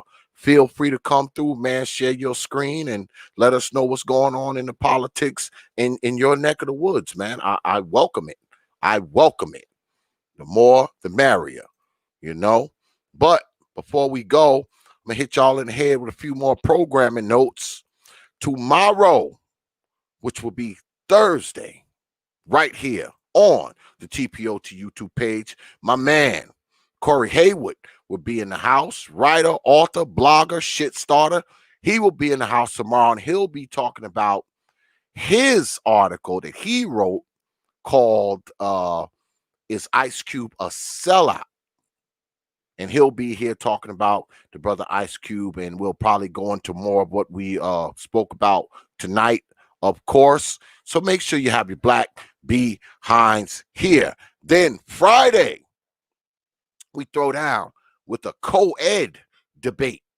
Brother J.I. will be squaring off with Lady BAP Friday night. Yeah, we're going to have a Friday night showdown, something we don't usually do here, but we are doing it here on the T.P.O.T YouTube page this Friday. They will be debating the infamous petition that Brother J.I. is the architect of. This is going to be our first co-ed one-on-one debate. I mean, we've had co-ed debates, but we've never had a one-on-one co-ed debate. So make sure you here for that one. It should be good. Lady BAP squaring off with Brother J.I. All right. Then Saturday, it's the return of Obsidian versus the World. Yeah, Obsidian versus the World. We'll be throwing down up in here. Y'all know when Brother Obsidian comes in the house, he's willing to take on 4 folks at once. The Obsidian versus the World debate rules will be in full effect. So keep that in mind if you wish to come up and challenge Brother Obsidian. And that goes down Saturday night, 8 p.m. Eastern time, right here on the T.P.O.T YouTube page. Then our grand finale, which I've been talking on all night, Joe Biden versus the president, Donald Trump. And we're going to be covering the election all night, folks. Make sure you come through. I'm going to have a lot of the brothers coming through. A lot of the brothers have already been booked. They are going to be coming in, giving their commentary. We're going to have screen shares. We're going to have updates of the elections. And we want y'all to come through to let us know what's going on in your state, your city, your town, your politics. So make sure you hear Tuesday night, 9 p.m. Eastern time, a special 2020 election show Tuesday night. And then we'll be right back at it Wednesday, y'all. I actually have a debate that I'm trying to bring together. So, we're gonna be pumping them out like for the next week. The next week we pumping them out hard for y'all. We pumping them out. All right. So make sure you come through and support the show, man. And like I said, Tuesday night, election night, I want to hear from you good folks, man. I want y'all to be part of this show, man. I want y'all to be part of this election show. I want everybody involved, the chat room. We're going to have tickers going. We're going to have screen shares. We're going to be doing all kinds of shit. I might be sitting up here with a glass of my whiskey and shit and be done fell the hell out and somebody else have to take over. But make sure you're here for all those shows, man. And, come through, man, and support, man. Let's check these politics out, man. Let's be part of it, man. Let's have the conversation. All right. All right. So I'm going to run a few of my commercials and we're going to peel up out of here right after that, folks. I'll see you on the other side of the break. Open your mind. Hey guys, T.P.O.T. on Facebook, Instagram, and Twitter. But you knew that already.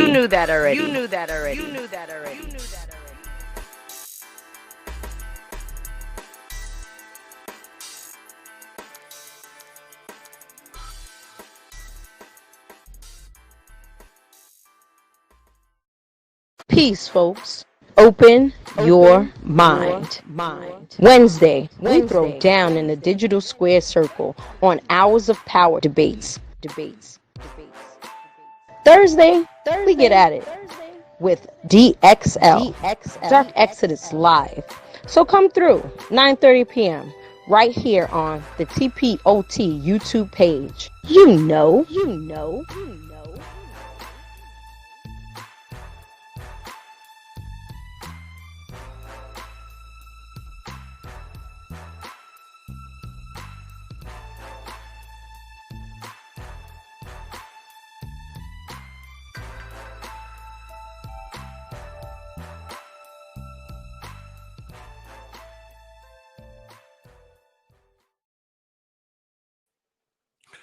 Yeah, so we're going to peel on up out of here.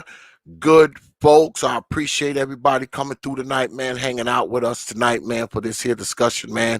I appreciate all these good folks, man, in the chat room here, man, and I especially appreciate you folks out there, man, for hanging out with us, man, spending some time with us and watching us, man. It's always appreciated, man. I appreciate all the cash apps and the super chats as well. I appreciate the droppage of the coinage. As always, special shout out to Brother Fantastic and Brother M.O.T. Also, my man Supreme, the Grandmaster Troll, and my brother AJ for coming through and contributing to the conversation. Hey, I appreciate all you good folks, man. And like I said, we'll be right back at it tomorrow. So make sure you have your black behinds here, 9:30 p.m. Eastern time, right here on the T.P.O.T YouTube page. You freaking know. So with that, I will leave you with 3 words. You know, like I always do. Open your mind.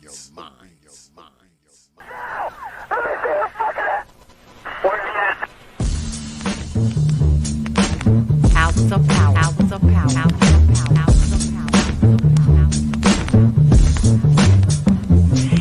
And so a community is where you control your police, you control your commerce, you control your education, you control your house. We don't control none of that.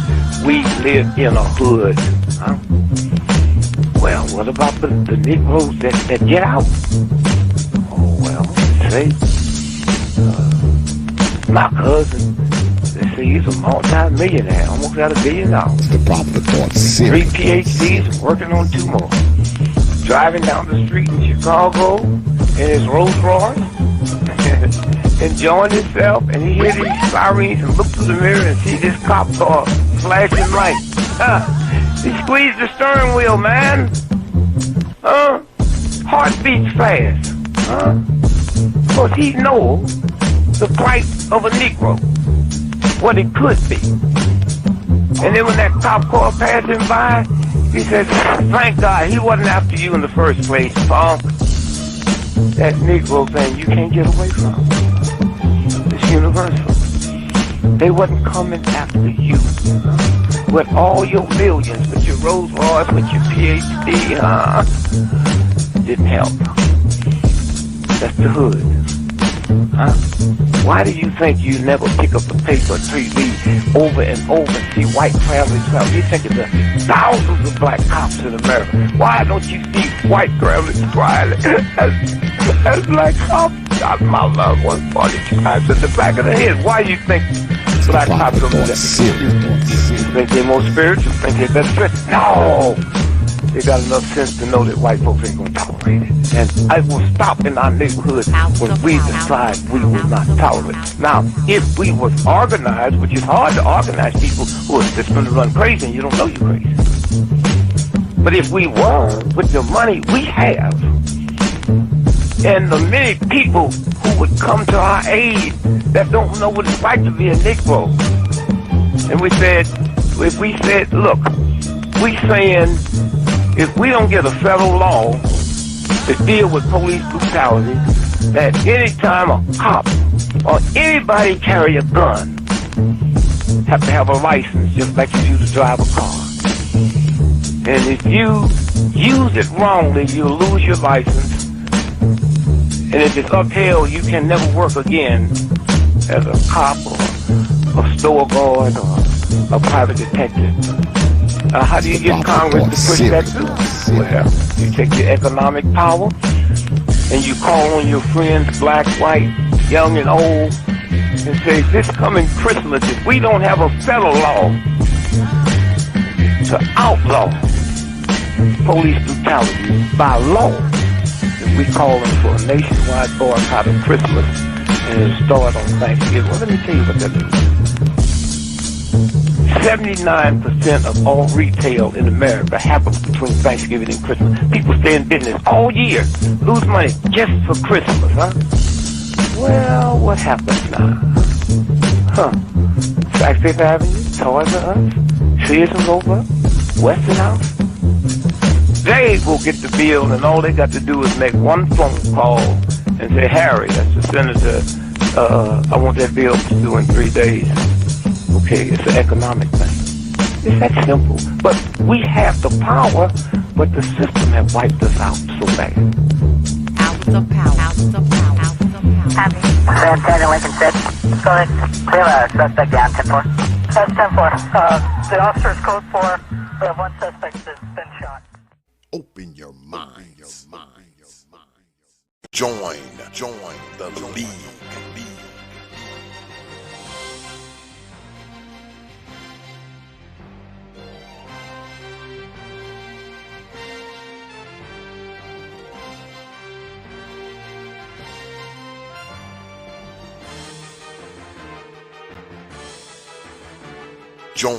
Join the league.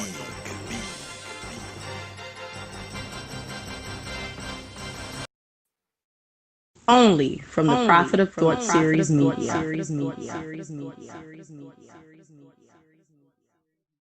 You know.